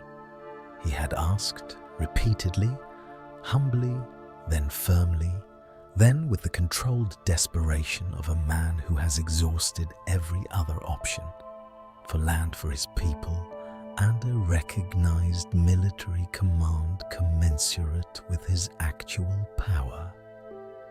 He had been refused again and again and again. He had been promised and then cheated. He had been offered agreements that were withdrawn the moment the immediate military pressure he created was reduced. His requests had been treated not as the legitimate demands of a powerful ally whose cooperation Rome needed, which is what they were, but as the impertinence of a subordinate who needed to be managed and delayed and eventually neutralized. Rome was very good at managing and delaying. It was less good at recognizing when that policy had reached its limits. Alaric had marched on Rome 3 times. The first 2 times the city had paid him to go away. Enormous ransoms in gold and silver and silk and pepper loaded onto carts and handed over in exchange for his army's withdrawal. The 3rd time, he did not withdraw. The gates were opened from the inside by slaves, according to some sources, who had been promised their freedom, or perhaps by Gothic soldiers already serving in the city's own garrison. The historical record is not entirely clear on the mechanism. What is clear is that on that August night, the walls that had held for 8 centuries held no longer. The sack lasted 3 days. By the standards of ancient warfare, which were not gentle, it was not the most brutal event of the era. Alaric had given orders that Christian churches were to be protected, and largely they were. The Basilica of St. Peter, which stood on the Vatican Hill outside the old city walls, reportedly sheltered thousands of Roman citizens who were not harmed. There was looting. Enormous quantities of gold and silver and accumulated treasure were taken. There was violence, killings, assaults, the particular cruelties that follow when an army is let loose in a city. There were people who lost everything. There were people who died. But Rome was not burned. Its great buildings were not demolished. Its population was not massacred. The city that emerged from 3 days of Visigothic occupation was damaged and traumatized and stripped of much of its movable wealth, but it was still standing.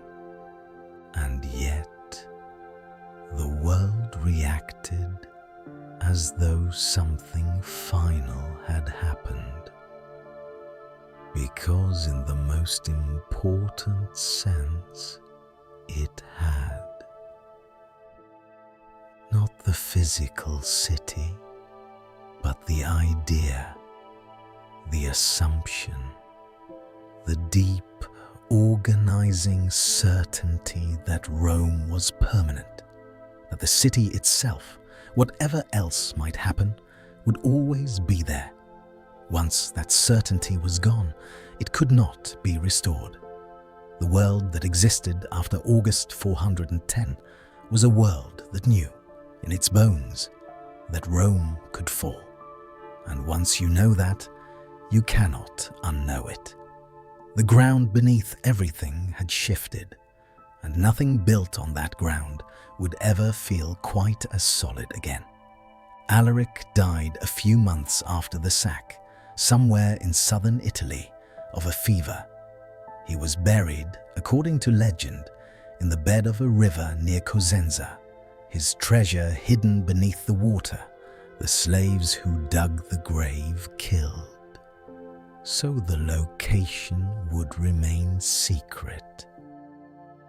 He was perhaps 40 years old, the man who had spent his life trying to find a place for his people within Rome, who had sacked the city not in triumph, but in a kind of exhausted fury at being perpetually refused, died without having achieved what he actually wanted. The Visigoths moved on under his successor, westward into Gaul and eventually into Spain, where they established a kingdom that lasted 2 centuries.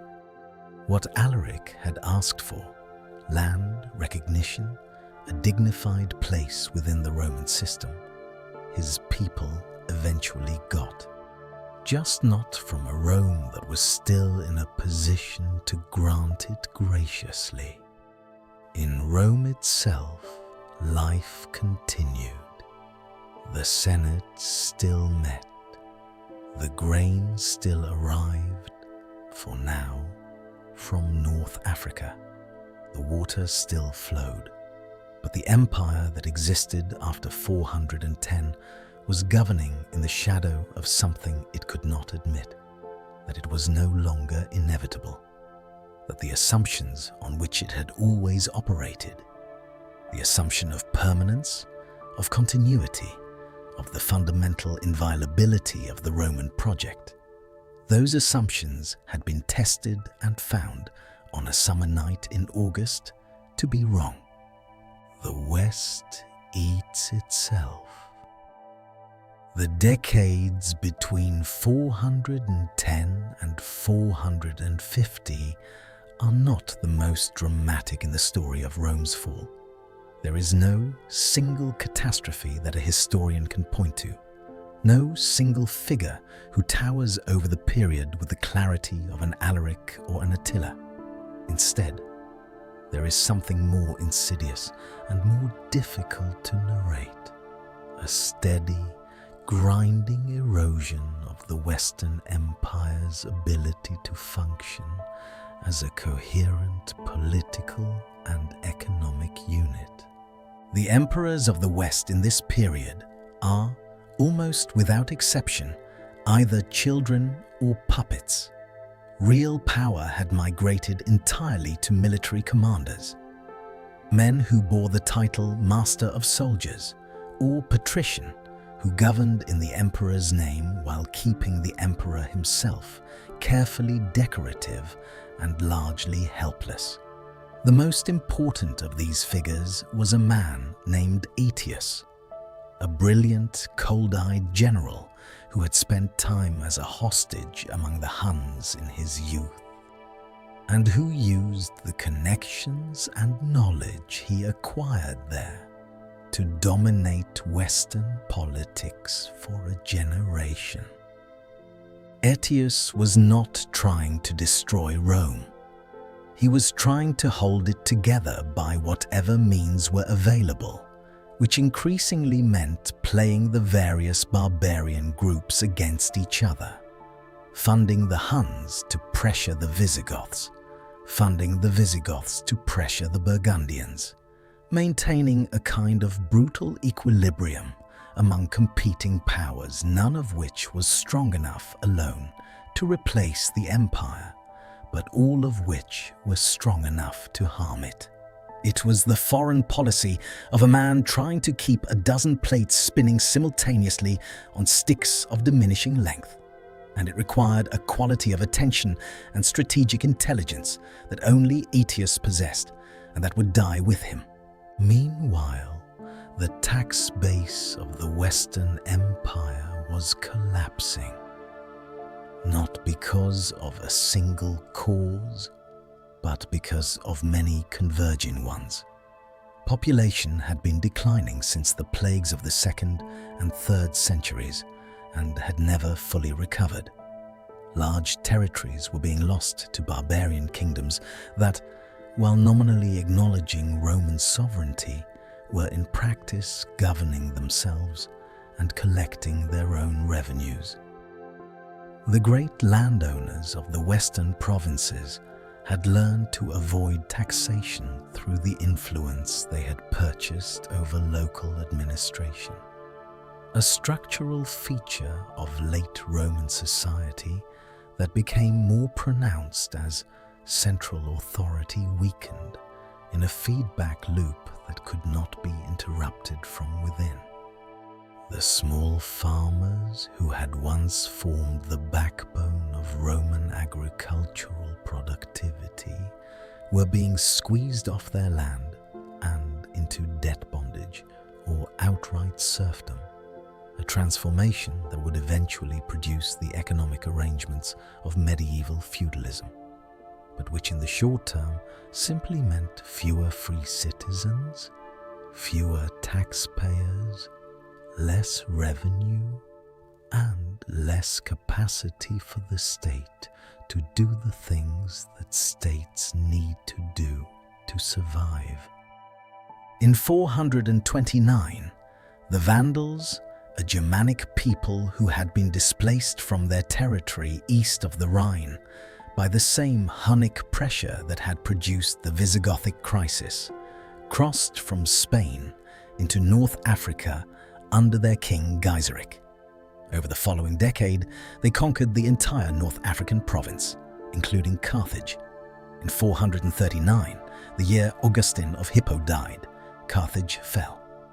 This was not simply a territorial loss. North Africa was the granary of the Western Empire. The grain that fed the city of Rome, that sustained the grain dole, that had been the foundation of the social contract between state and citizen for centuries, came from North Africa. With North Africa gone, the Western Empire lost both the revenue from one of its most productive provinces and the logistical base that had allowed it to feed its own capital city. The city of Rome began to shrink. A population that had stood at 1 million in the 2nd century, that had already declined to perhaps 300,000 or 400,000 by the early 5th century, continued to fall. The great apartment buildings were emptying. Neighborhoods that had once been crowded and commercial were falling silent. Aqueducts still ran, but to fewer people. Public spaces still existed, but fewer citizens used them for the public purposes they had been built to serve. Consider what this meant for ordinary people. A grain merchant in Ostia, Rome's port city at the mouth of the Tiber, had built his business on the reliable arrival of North African grain ships. Those ships stopped coming. He could still trade, but in smaller quantities, with more uncertainty, at higher prices that fewer customers could afford. A craftsman on the Aventine Hill found that the wealthy families who had once commissioned his work were spending less, or had left the city entirely for their country estates. A school teacher in the Transtiberim district discovered that the families of his students were moving away, that enrollment was falling, that the stipend the city had once provided was no longer reliable. None of these things individually would have been enough to destroy a civilization. Rome had faced economic disruptions before and recovered.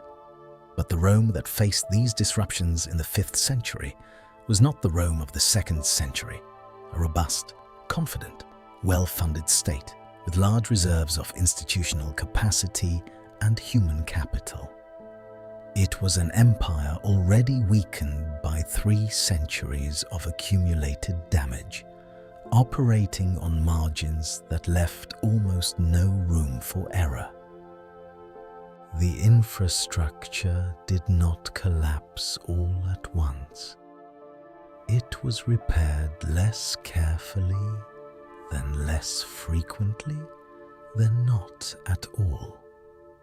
And the difference between something maintained and something merely standing is invisible until the moment it is not. And then, from the east, riding faster than news could travel, came something that made everything that had come before seem like a prelude. The Huns had been the original pressure wave, the force that had set everything in motion, that had pushed the Visigoths to the Danube and triggered Adrianople and ultimately produced Alaric and the sack of 410. But the Huns themselves had remained for decades a threat from a distance, a force always somewhere behind the barbarian peoples streaming westward into Roman territory, a presence felt in the pressure of displaced peoples rather than in the direct experience of Hunnic armies. That was about to change. In the 430s, the Hunnic Confederation came under the control of a single ruler for the first time, a man who would become, in the memory of the peoples he devastated, something between a natural disaster and a divine punishment. His name was Attila. Attila.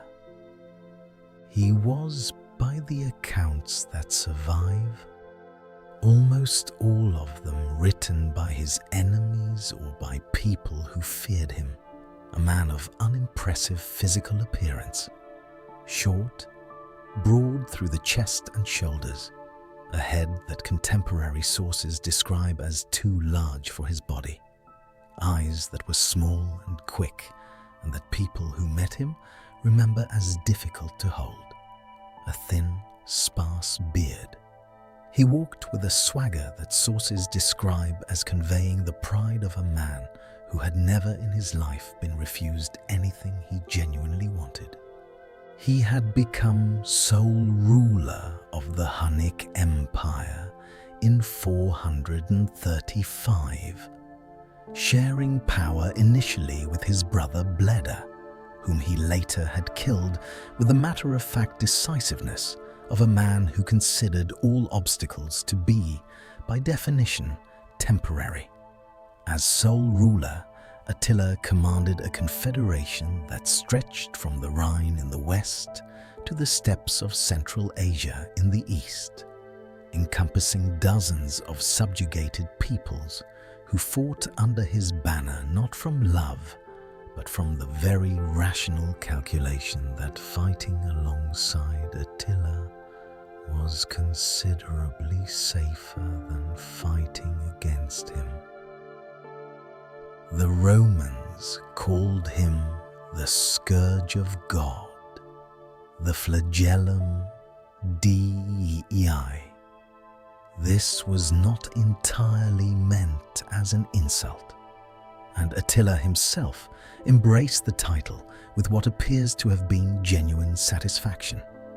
In a world that understood suffering as divine punishment and catastrophe as divine communication, a man who caused as much suffering as Attila did was, in a perverse way, evidence of divine purpose.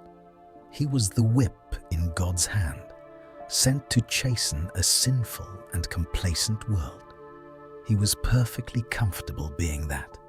He extracted enormous sums from the Eastern Roman Empire in what were diplomatically called treaties, but were, in practice, protection payments of staggering scale. He received thousands of pounds of gold annually not to invade, and when the payments were late, or when he felt like having a war, regardless of whether the payments were current, he invaded anyway. He devastated the Balkans in multiple campaigns, destroying cities that had stood for centuries, advancing to within striking distance of Constantinople itself.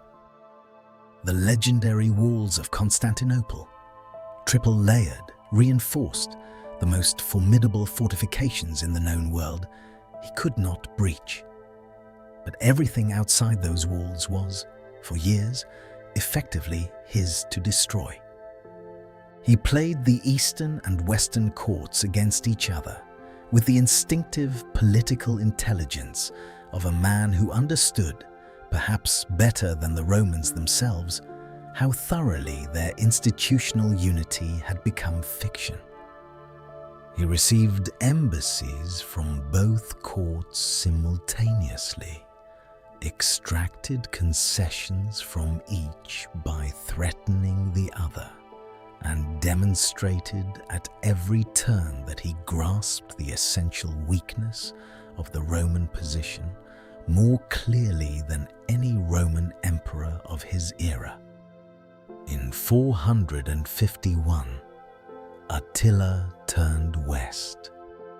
He crossed the Rhine with an army that ancient sources describe as numbering in the hundreds of thousands. Almost certainly an exaggeration, but an army of genuine and terrifying size, assembled from Hunnic warriors and the various Germanic and Alanic peoples who fought under his command. He moved through Gaul with the efficiency of a man who understood that the appearance of unstoppable momentum is itself a military weapon.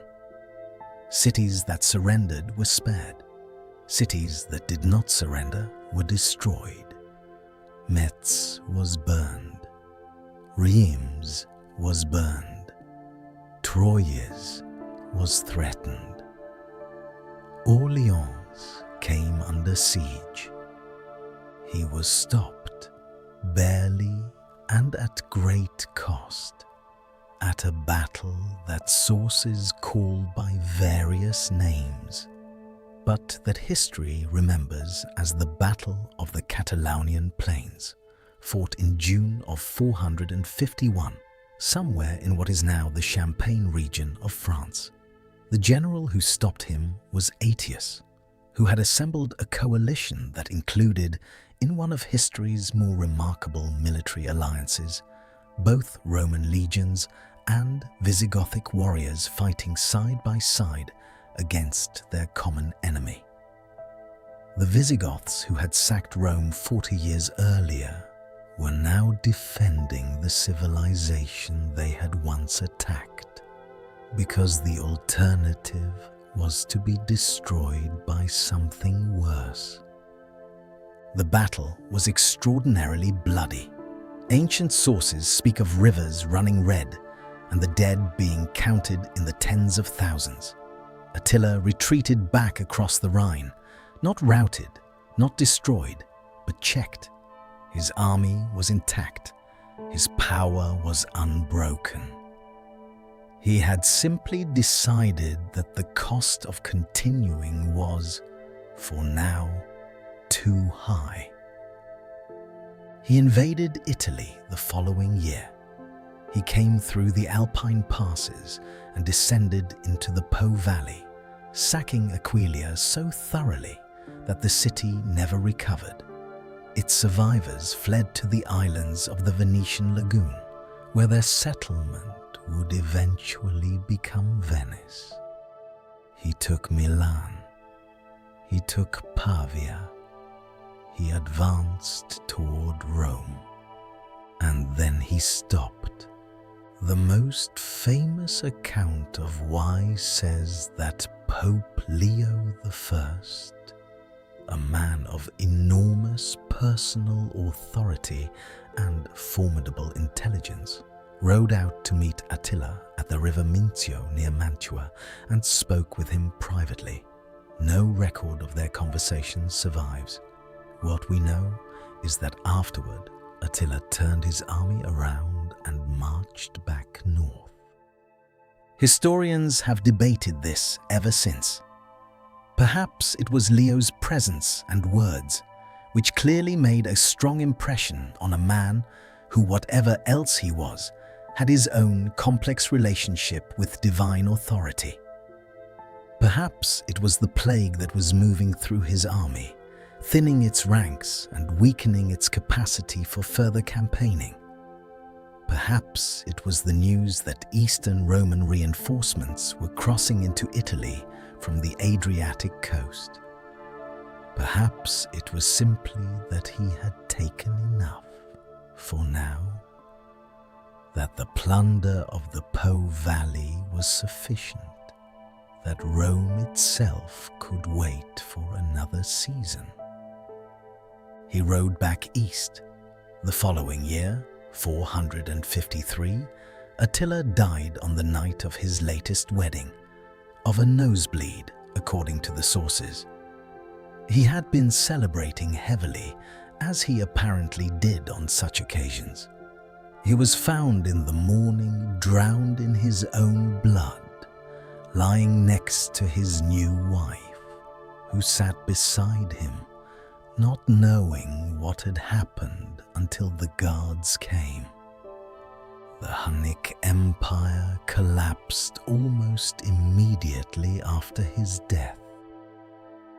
The coalition of subjugated peoples that had held together only through fear of the man and through the genuine military genius that had made his threats credible, dissolved with remarkable speed.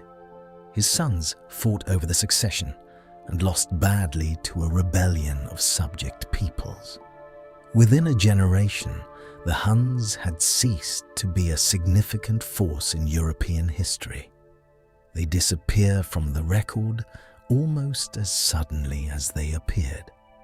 But the damage they had done was permanent. Not just the physical destruction, The burned cities, the displaced populations, the disrupted trade routes. The deeper damage was to the Western Empire's already fragile capacity to organize its own defense. The decades of Hunnic pressure had consumed resources and attention that could not be replaced. The populations displaced by the Hunnic advance had flooded into Roman territory in waves that the empire could neither absorb nor repel. The military commanders who might have defended the frontier had been killed or exhausted or demoralized by decades of impossible demands. And there is something else worth holding on to. Attila, for all the terror he inspired, never actually captured Rome. He never even reached it. The city that he had set out across the known world to threaten was still standing when he turned back north. The sack that Jerome had wept over was done by the Visigoths, people who had once asked politely for land and been cheated, not by the scourge of God, by Rome's own disappointed children. The greatest threat to Rome was never the force that arrived from entirely outside it. It was always the force that arrived from inside. The peoples who had been part of Rome, who had believed in something like Rome, and who had been failed by it. Aetius, the man who had saved the Western Empire from Attila, who had spent 2 decades holding together by personal genius and force of will a political situation that was structurally untenable, was murdered in September of 454 by the Emperor Valentinian III, who stabbed him personally in the throne room with his own hand, apparently out of fear that Aetius had grown too powerful and that his continued existence was a threat to imperial authority. When Valentinian's advisors told him he had just destroyed his right hand with his left hand, the emperor reportedly had no answer. Valentinian himself was murdered 6 months later by 2 of Aetius's former bodyguards, who appear to have been acting on their own behalf rather than anyone else's.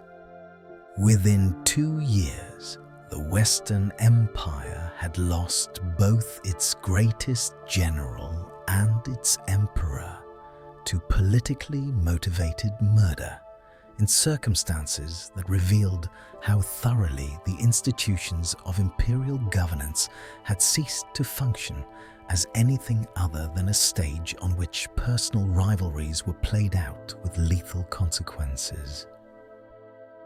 The empire that remained was not capable of replacing what had been lost. There was no second Aetius. There was no emperor of sufficient personal authority to hold together what the general had held by force of intelligence and will. What remained was the structure, the titles, the offices, the ceremonies, the forms, without the substance that had once animated them. The last emperors, the Western Roman emperors of the final 2 decades, from the mid-450s to 476, are a gallery of brief, unhappy lives, most of them ending in violence or enforced obscurity. They deserve to be named because naming them is the only form of attention most of them will ever receive. Petronius Maximus. He organized the murder of Valentinian and took the throne himself, reigning for 11 weeks before being torn apart by a Roman mob on the day the Vandals arrived to sack the city. Avitus, Majorian, Libius Severus, Anthemius, Olybrius, Glycerius, Julius Nepos, Romulus Augustulus. 8 emperors in 21 years. An average reign of less than 3 years, and several of them lasting only months. None of them died peacefully in bed. Several were murdered by the same men who had elevated them. Real power in the West during these final years belonged to a succession of generalissimos, barbarian-born military commanders who held the actual authority while requiring a Roman name and face on the institution they effectively controlled. The most significant of these was a man named Ricimer, of mixed Visigothic and Burgundian ancestry, who dominated Western politics for 15 years by the simple method of making emperors when he needed them and removing them when they became inconvenient. Ricimer could not be emperor himself. The rule that the emperor must be of Roman birth, itself a relatively recent innovation in a history full of emperors from Spain and North Africa and the Balkans, still held, at least as a formal constraint. So Ricimer governed through a series of figureheads, elevating each one with appropriate ceremony and disposing of each one when the relationship broke down, which it inevitably did, because both men, the general and the emperor, understood that only one of them actually held power, and that understanding created a dynamic of mutual suspicion that no amount of diplomatic ceremony could entirely manage. The Western Empire, by this point, was governing almost nothing. Italy and fragments of some provinces. North Africa was Vandal. Spain was divided among Visigoths and Suevi. Gaul was divided among Visigoths and Burgundians and Franks, with the Romans holding only isolated pockets. Britain had been effectively abandoned in 410, when the Emperor Honorius reportedly told the British cities to look to their own defense. A letter whose authenticity historians have debated, but whose practical meaning was clear, regardless of its exact provenance. The empire that had once stretched from Scotland to the Euphrates now consisted primarily of Italy, and even Italy was not entirely secure. The population of the city of Rome continued to fall. The aqueducts, one by one, fell into disrepair as the infrastructure maintenance that had sustained them became impossible to fund. Neighborhoods emptied. The great public monuments stood, but increasingly as ruins haunted by the memory of what they had been, rather than as functioning parts of a living city. In 455, the Vandals under Gaiseric sailed from North Africa and sacked Rome, the second sack in 45 years. This one lasted 2 weeks rather than 3 days and was considerably more thorough. Gaiseric was a careful man with a good memory for what was valuable. He stripped the city's remaining public buildings of their bronze decorations and their remaining treasures, including, according to some sources, the menorah and other treasures taken from Jerusalem centuries earlier that had been brought to Rome in Titus's triumph and never returned. When the Vandals sailed away, they took with them the former Empress Eudoxia and her daughters as hostages. They also took, effectively, Rome's remaining claim to be the center of anything. a city that had been sacked twice in 45 years by peoples who had once served in its army, was no longer the eternal city in any sense that could be defended without irony. The last emperor of the West was a man named Romulus. His father, a general named Orestes, who had himself once served as Attila's secretary before returning to Roman service and rising through the military hierarchy, had elevated him to the purple in October of 475. Not because Romulus had any particular qualifications or any experience of governance or any political base of his own, but because Orestes had just seized power from the previous emperor, Julius Nepos, and needed a legitimate Roman name on his governance, and his own son was the most convenient candidate. The boy was given the cognomen Augustulus, Little Augustus, a diminutive added apparently by the people of his era, who recognized with this small cruelty the distance between the name he bore and the reality it was meant to represent. A little emperor, a small, sad echo of something that had once been enormous and was now, everyone could see it, even if no one said it aloud, almost gone. Romulus Augustulus was perhaps 15 or 16 years old when he was elevated to the purple. He was, by the accounts that survive, handsome. That is almost everything we know about him as a person: his age, his appearance, the name his era gave him, and the fact that he reigned for less than a year. He is a shadow at the edge of history, present only in the moment of his ending. The barbarian soldiers who formed the backbone of the Italian army, Foederati, men of Gothic and Herulian and Scyrian descent, who had served Rome faithfully for years and whose loyalty had been maintained, as such loyalties always must be, through a combination of pay and land, and the sense that the bargain they had made was being honored on both sides, sent a delegation to Orestes in the autumn of 476.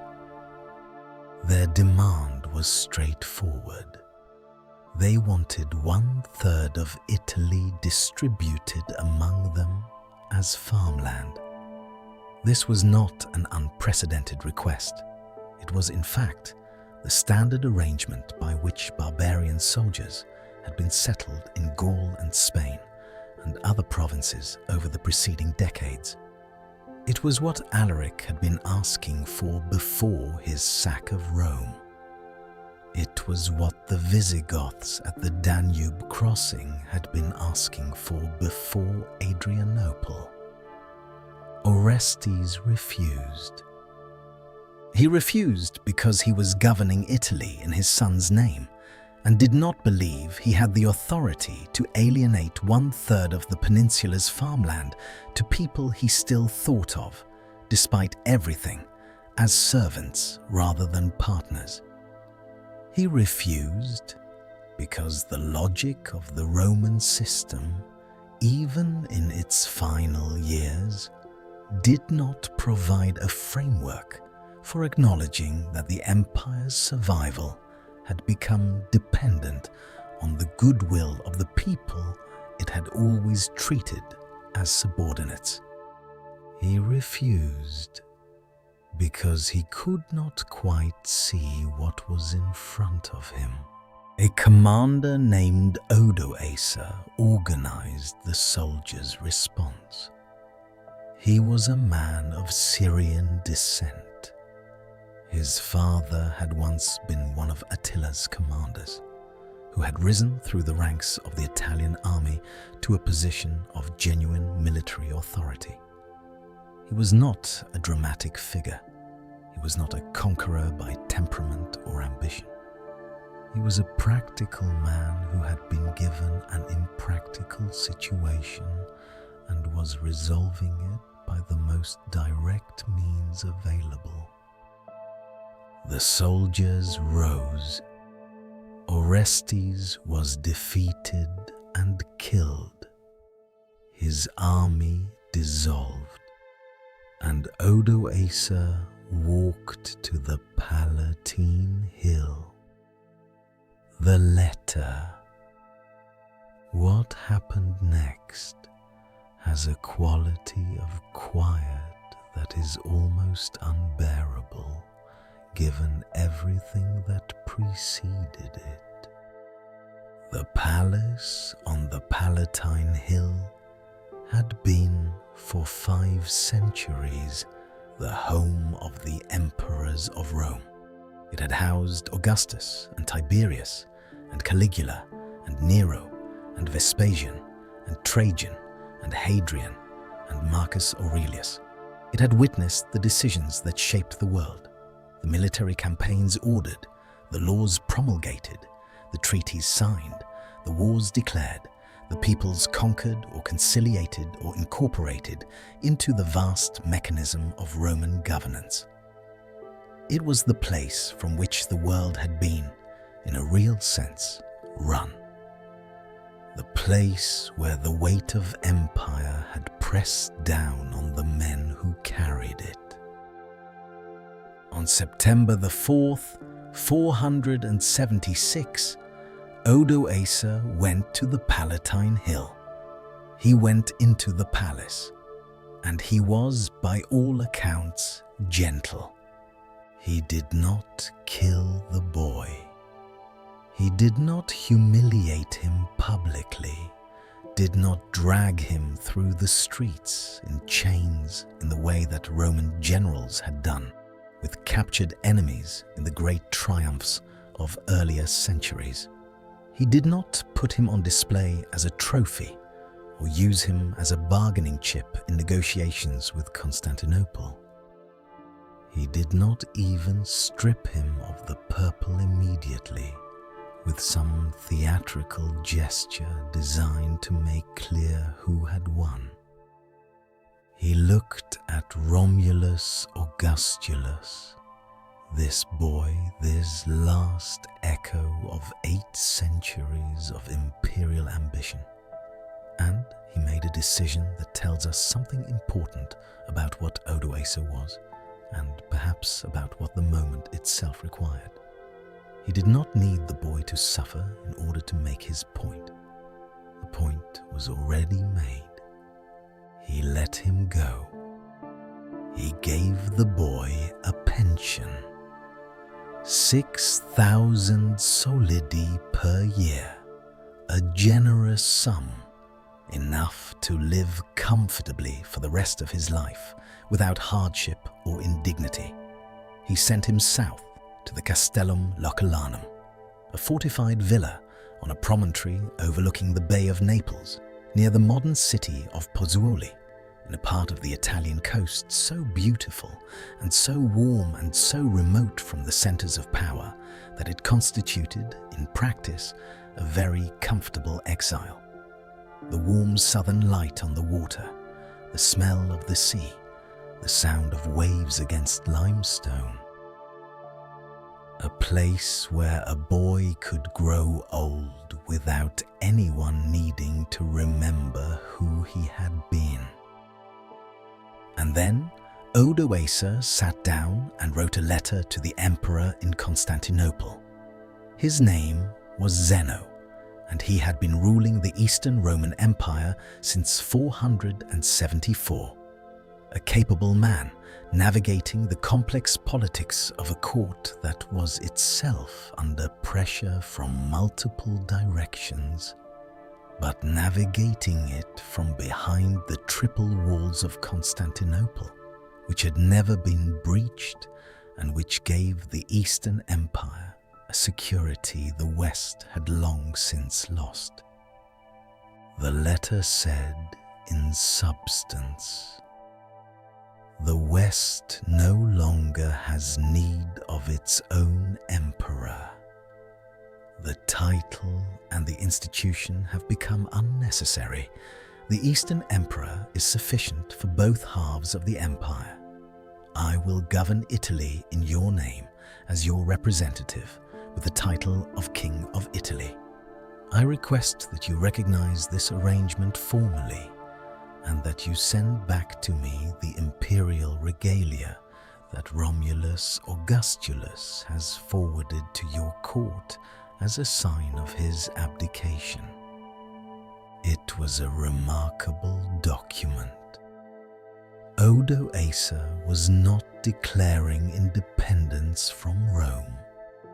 He was not repudiating the imperial system or the authority of the Eastern Emperor. He was, in a careful and deliberate way, acknowledging that authority, asserting that he governed as the emperor's agent, that his power derived from imperial legitimacy, even if that legitimacy was now entirely notional. He was not destroying Rome. He was completing its transformation into something it had been gradually becoming for decades. A name, a tradition, a set of legal and ceremonial forms that continued because they were useful, long after the substance they had once represented had dissolved. The Emperor Zeno was in a delicate position. He had not asked for this. He did not entirely welcome it. The existence of a Western emperor, however weak and however dependent on barbarian military power, had maintained a useful fiction of Roman continuity that Zeno found it convenient to preserve. Without that fiction, the reality of the situation became impossible to paper over. The Western provinces were governed by barbarian kings who acknowledged Roman sovereignty in name only, and who had no intention of returning to any form of actual Roman administration. Zeno did not send the regalia back. He sent Odoacer a letter that acknowledged his position while being carefully, diplomatically vague about the precise nature of that position, neither fully accepting the arrangements Odoacer had proposed nor rejecting them. The imperial regalia stayed in Constantinople, where it would remain. The Western Roman Empire, the institution that had governed or claimed to govern the western half of the known world for 5 centuries, had ended. Not with a battle, not with a siege and a burning and a final heroic defense. With a letter, with a pension, with a boy taking a boat south to the warm sea. The most extraordinary thing about this ending is how undramatic it was, how quiet, how much it resembled, in its texture and its mechanism, the 1,000 smaller endings that had preceded it. The provinces lost, the garrisons withdrawn, the agreements broken, the bargains dishonored. It was simply the last of those endings, the one that happened to complete the sequence. The people who lived through September of 476 mostly did not understand that they were witnessing the end of an era. The date we use, 476, is a date assigned by historians looking backward, trying to identify a moment that the people living through it did not recognize as singular. In Italy, on the day after Odoacer's letter was sent, the sun rose as it always had. The markets opened, the farms produced, the roads were still there, though less well maintained than they had been a generation earlier. The churches held their services. The courts, in many places, still operated on Roman legal principles, because Roman legal principles were the only ones anyone knew how to apply. The transformation was real, but it was also invisible to the people experiencing it, in the way that very large and very slow changes are always invisible to the people inside them. The frog in gradually warming water, the shore that erodes one wave at a time. The end of the Western Roman Empire was not an event. It was a condition, one that had been developing for 2 centuries, that had been visible to the careful observer for at least a generation, and that was formalized on that September evening by a letter and a gentle dismissal and a boy with a pension watching the sun set over the Bay of Naples. What actually died?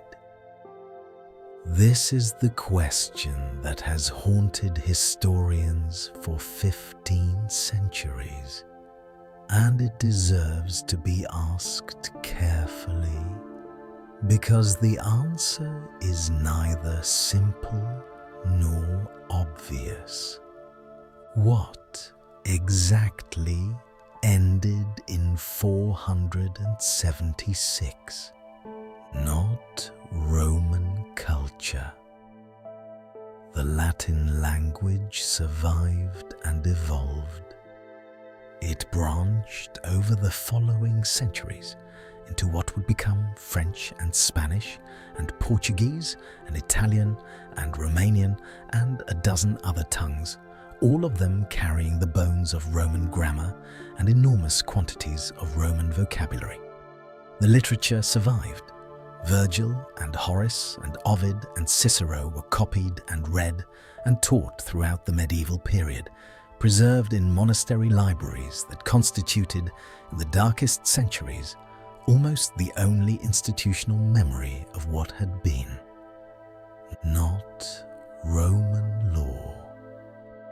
The legal system that Justinian would codify in the 6th century, drawing explicitly and extensively on the classical Roman legal tradition, forms the basis of most European legal systems to this day. The civil law tradition that governs France and Germany and Italy and Spain and most of Latin America. The presumption of innocence, the concept of legal personality, the elaborate framework of contract and property and tort that makes modern commercial civilization possible. These are Roman contributions, transmitted through the medieval period and the Renaissance into the present. Not the Church, the institutional structure of Roman Catholicism, its hierarchy of bishops and priests, its administrative division into dioceses that mapped almost exactly onto the old Roman administrative divisions, its use of Latin as the language of authority and learning, its location in Rome itself, with the Bishop of Rome claiming supremacy over all other bishops. This was Roman civilization continued by other means. The Church preserved not just theology, but enormous quantities of Roman administrative practice, Roman architectural knowledge, Roman philosophical tradition. When the barbarian kingdoms of early medieval Europe needed to build bureaucracies, they hired churchmen, because churchmen were the people who knew how Rome had done it, not the roads. Many Roman roads outlasted the empire by centuries. Some are still in use today, their routes so efficiently chosen that modern highway engineers have repeatedly found it makes more sense to follow them than to find alternatives. Not the aqueducts, Rome's Aqua Vergine, originally built in 19 BC, still flows today, still feeding the same fountains it was built to serve, including the Trevi Fountain, which was constructed on its outlet. Not the buildings.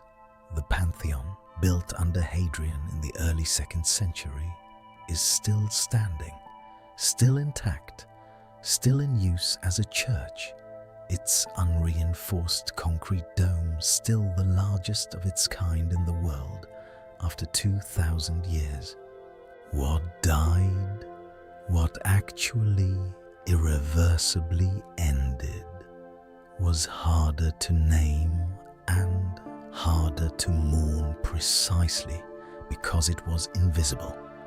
It was the political organization, the administrative apparatus, the military structure, the tax system, the mechanism by which a central authority collected revenues, paid soldiers, maintained infrastructure, administered justice across a continent, and projected enough organized power that the assumption of order, the assumption that tomorrow would be more or less like today, that the roads would be maintained, and the borders defended, and the law enforced, could be reliably sustained.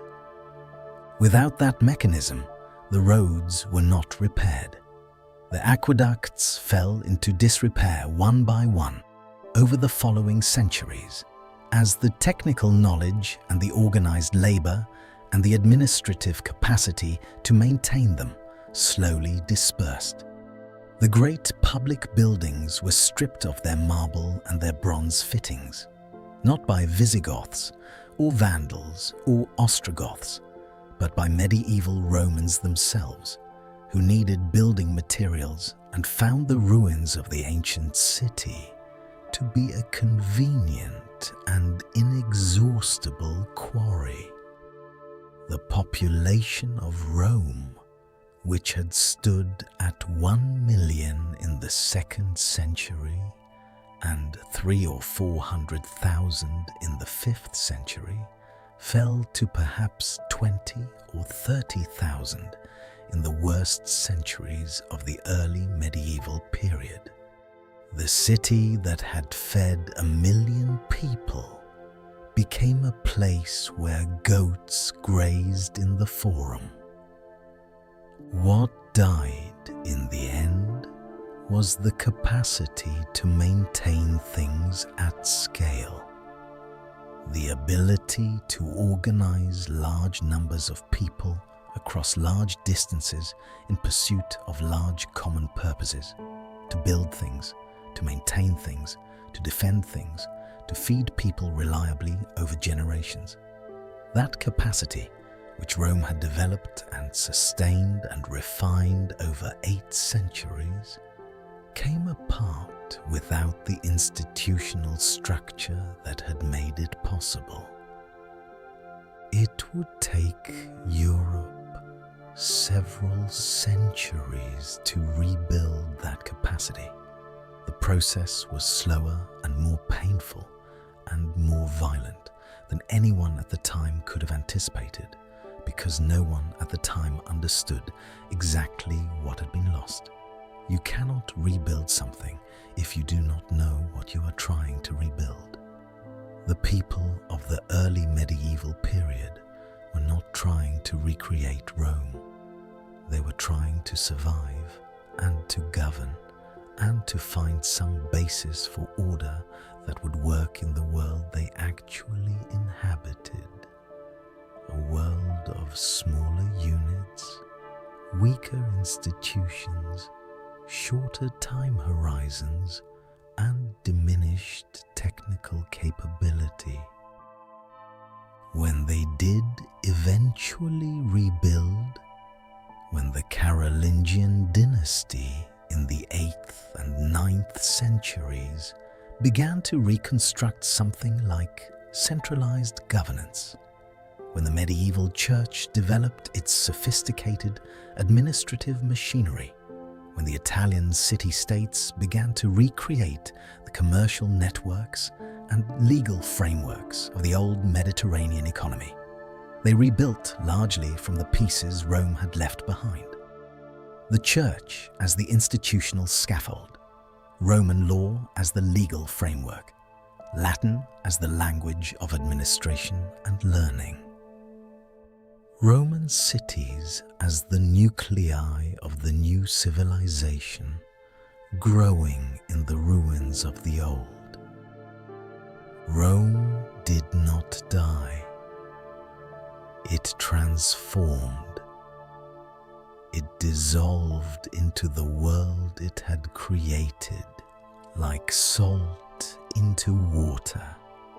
Invisible but present, flavoring everything that came after it, impossible to extract or identify separately, and yet undeniably, irreversibly there. The historian Edward Gibbon spent 6 volumes and the better part of his intellectual life trying to explain why Rome fell, and identified a dozen contributing causes: the decline of civic virtue, the rise of Christianity, the corruption of the military, the debasement of the currency, the pressure of external peoples, the division of the empire, the loss of the martial spirit that had made conquest possible. Each generation of historians since has added to the list or contested the proportions, argued about which causes were primary and which were symptoms of deeper failures, debated whether the fall was inevitable or contingent, whether different decisions at different moments might have produced different outcomes. The truth is probably that Rome fell for all of these reasons simultaneously, in a compounding, mutually reinforcing cascade that was greater than the sum of its parts. No single cause was sufficient. Each made the others worse, and at the center of all of it, the thing that perhaps mattered most, the social contract that had held Rome together, the agreement between state and citizen, between power and people, between the promise of protection and the willingness to be governed. That contract had frayed, and then torn, and then been abandoned by both sides. Rome stopped seeing the people holding it up, and the people holding it up stopped seeing why they should continue to do so. Romulus Augustulus lived out his days at the Castellum Lucullanum by the Bay of Naples. We do not know how long. He disappears from the historical record sometime in the early 6th century. A final letter mentions him, still receiving his pension, still alive, an old man by then, in a world that had moved on entirely from the thing he had briefly represented. And then, nothing. He fades into the silence of unrecorded time, as most people do, as most things do. There is something quietly devastating about that. Not the ending itself. It was a comfortable ending by the standards of his era, and certainly gentler than the endings of most of his predecessors. But the fading, the gradual diminishment from the last emperor of Rome to simply an old man by the sea, receiving his pension, watching the seasons change until even that becomes invisible to the historical record. Did he understand what he had been? Did he think about it in the long afternoons with the light on the water, with the sound of the bay coming through the windows of his comfortable prison villa? Did he know, at any point in his long, obscure retirement that he had stood at the end of something enormous? That his name, a boy's name, a diminutive, a small name for a small figure at the edge of a vast story, would still be spoken 1,500 years later? We cannot know. He left no writings. He left nothing but his name and the date and the pension and the boy on a boat heading south. Odoacer governed Italy for 13 years. He was, by the accounts that survive, a capable administrator and a reasonably just ruler, better, probably, at the practical work of governance than most of the Roman emperors whose authority he had supplanted. He maintained Roman legal institutions. He kept Roman administrative practices. He employed Romans in his government, including men from some of the oldest aristocratic families in the city. He was, in practice, doing what the Romans had always done with the people they incorporated, assimilating the conquerors rather than being assimilated by them. He was eventually killed by Theodoric the Ostrogoth, who had been sent from Constantinople to take Italy from him, and who, after a long and inconclusive war, invited Odoacer to a banquet to negotiate a peace settlement, and killed him personally at the table. Theodoric then ruled Italy for 3 decades, attempting with considerable success to preserve Roman administrative and legal traditions within his Ostrogothic kingdom. He is buried in a remarkable mausoleum in Ravenna that still stands today, a round building of extraordinary engineering, its massive capstone a single piece of stone that weighs 300 tons, somehow transported and placed without the machinery that modern engineers would consider necessary. The world went on. It is what worlds do. In the year 480, a child was born in Nursia, in the Apennine Hills east of Rome, to a Roman family of some distinction. His name was Benedict.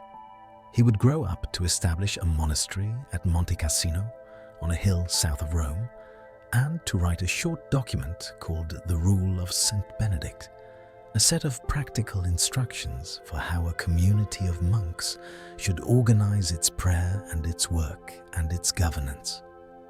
It was a modest document, intended for a small community, not a contribution to the great tradition of Roman administrative thought.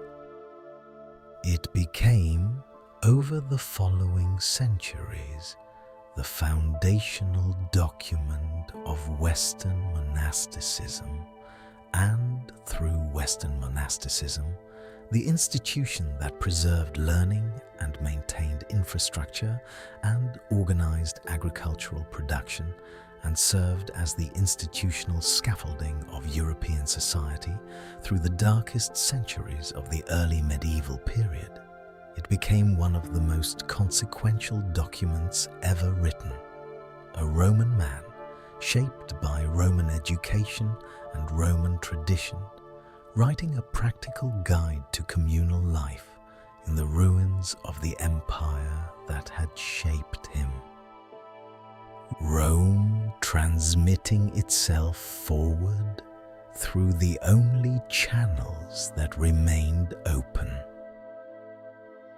In 502, a Roman senator named Boethius, born to one of the oldest and most distinguished families in the city, educated in the full depth of the classical tradition, a philosopher and mathematician and musician and translator who was attempting single-handedly to preserve the entire heritage of Greek philosophy for a Latin-speaking world that could no longer read Greek, began serving in the court of Theodoric the Ostrogoth. He rose to the highest office available to a Roman citizen in Theodoric's government. He was, by all accounts, brilliant and principled, and perhaps insufficiently cautious about the difference between those two qualities. In 524, Theodoric had him arrested on charges of treason and executed him in prison.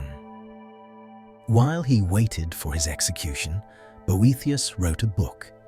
He imagined philosophy appearing to him as a woman in his prison cell, and he wrote their conversation about fortune, about suffering, about whether there is any good that cannot be taken away, about what it means to be human in a world that does not reliably reward virtue or punish vice. The Consolation of Philosophy is one of the strangest and most beautiful books in the Western tradition, written by a man facing death, drawing on every resource that Roman education and Greek philosophy had given him, trying to find something solid to stand on when everything else had been taken. It was copied and read throughout the medieval period. Alfred the Great translated it into Old English. Chaucer translated it into Middle English. It was one of the most widely read books in Europe for 1,000 years. A Roman man sitting in a prison cell, waiting to be killed by a barbarian king who ruled from the palace of the Roman emperors, writing about what it means to face the worst that fortune can offer, and finding, in the tradition that Rome had transmitted to him, enough to sustain him. This is what survived, not the marble, not the walls, not the institution with its purple robes and its eagles and its elaborate ceremonies. The marble was quarried, the walls were scavenged, the institution faded in a single generation into a memory. What survived was the thinking, the asking of questions, the habit of trying to understand carefully and precisely what is true and what is good, and what it means to live well in a difficult world. The conviction that this understanding is worth pursuing, even when, especially when, the world is coming apart around you. That habit of mind is Roman. It was transmitted through the church and through the monasteries and through the schools and through the books that monks copied in candlelit scriptoriums through centuries of political chaos. And it shapes in ways that are invisible precisely because they are so pervasive, the way that we in the Western tradition still think about law and government and justice and the individual's relationship to the state. We are, in ways that matter and that we rarely acknowledge, still living in Rome. Not the Rome of the legions and the aqueducts and the forum, not the Rome of the purple and the eagles and the eternal city, but the Rome of the questions, the Rome that asked for the first time at this scale and with this rigor, how should power be organized? What does the state owe to the people it governs? What does a citizen owe to the state? What is justice? What is law? What makes a civilization worth having? those questions are still alive. They were not answered definitively by Rome. Rome's own history is the evidence that they were not, but they were asked with a seriousness and a sophistication that shaped everything that came after. This is what I carry, wanderer. This is what lives in the long corridors of deep time where I keep watch. Not the names of emperors or the dates of battles, though I carry those too, but the questions, the unfinished questions that Rome bequeathed to the world that came after it, along with its roads and its laws and its language and its God. The questions are still waiting to be answered. Perhaps they always will be. Now let the centuries settle around you like water. Let the forum grow quiet. Let the torches burn down in the palace corridors. Let Romulus sit by his window watching the light on the Bay of Naples. Let Boethius write his last pages in the candlelight. Let Benedict rule his small monastery in the Apennine Hills, organizing prayer and work and sleep into a shape that will outlast every empire. Let the long story of Rome move through you gently and then release it, and let it drift away into the dark where all stories eventually go. You are safe. You are warm. The story will be here when you wake. Sleep well, wanderer.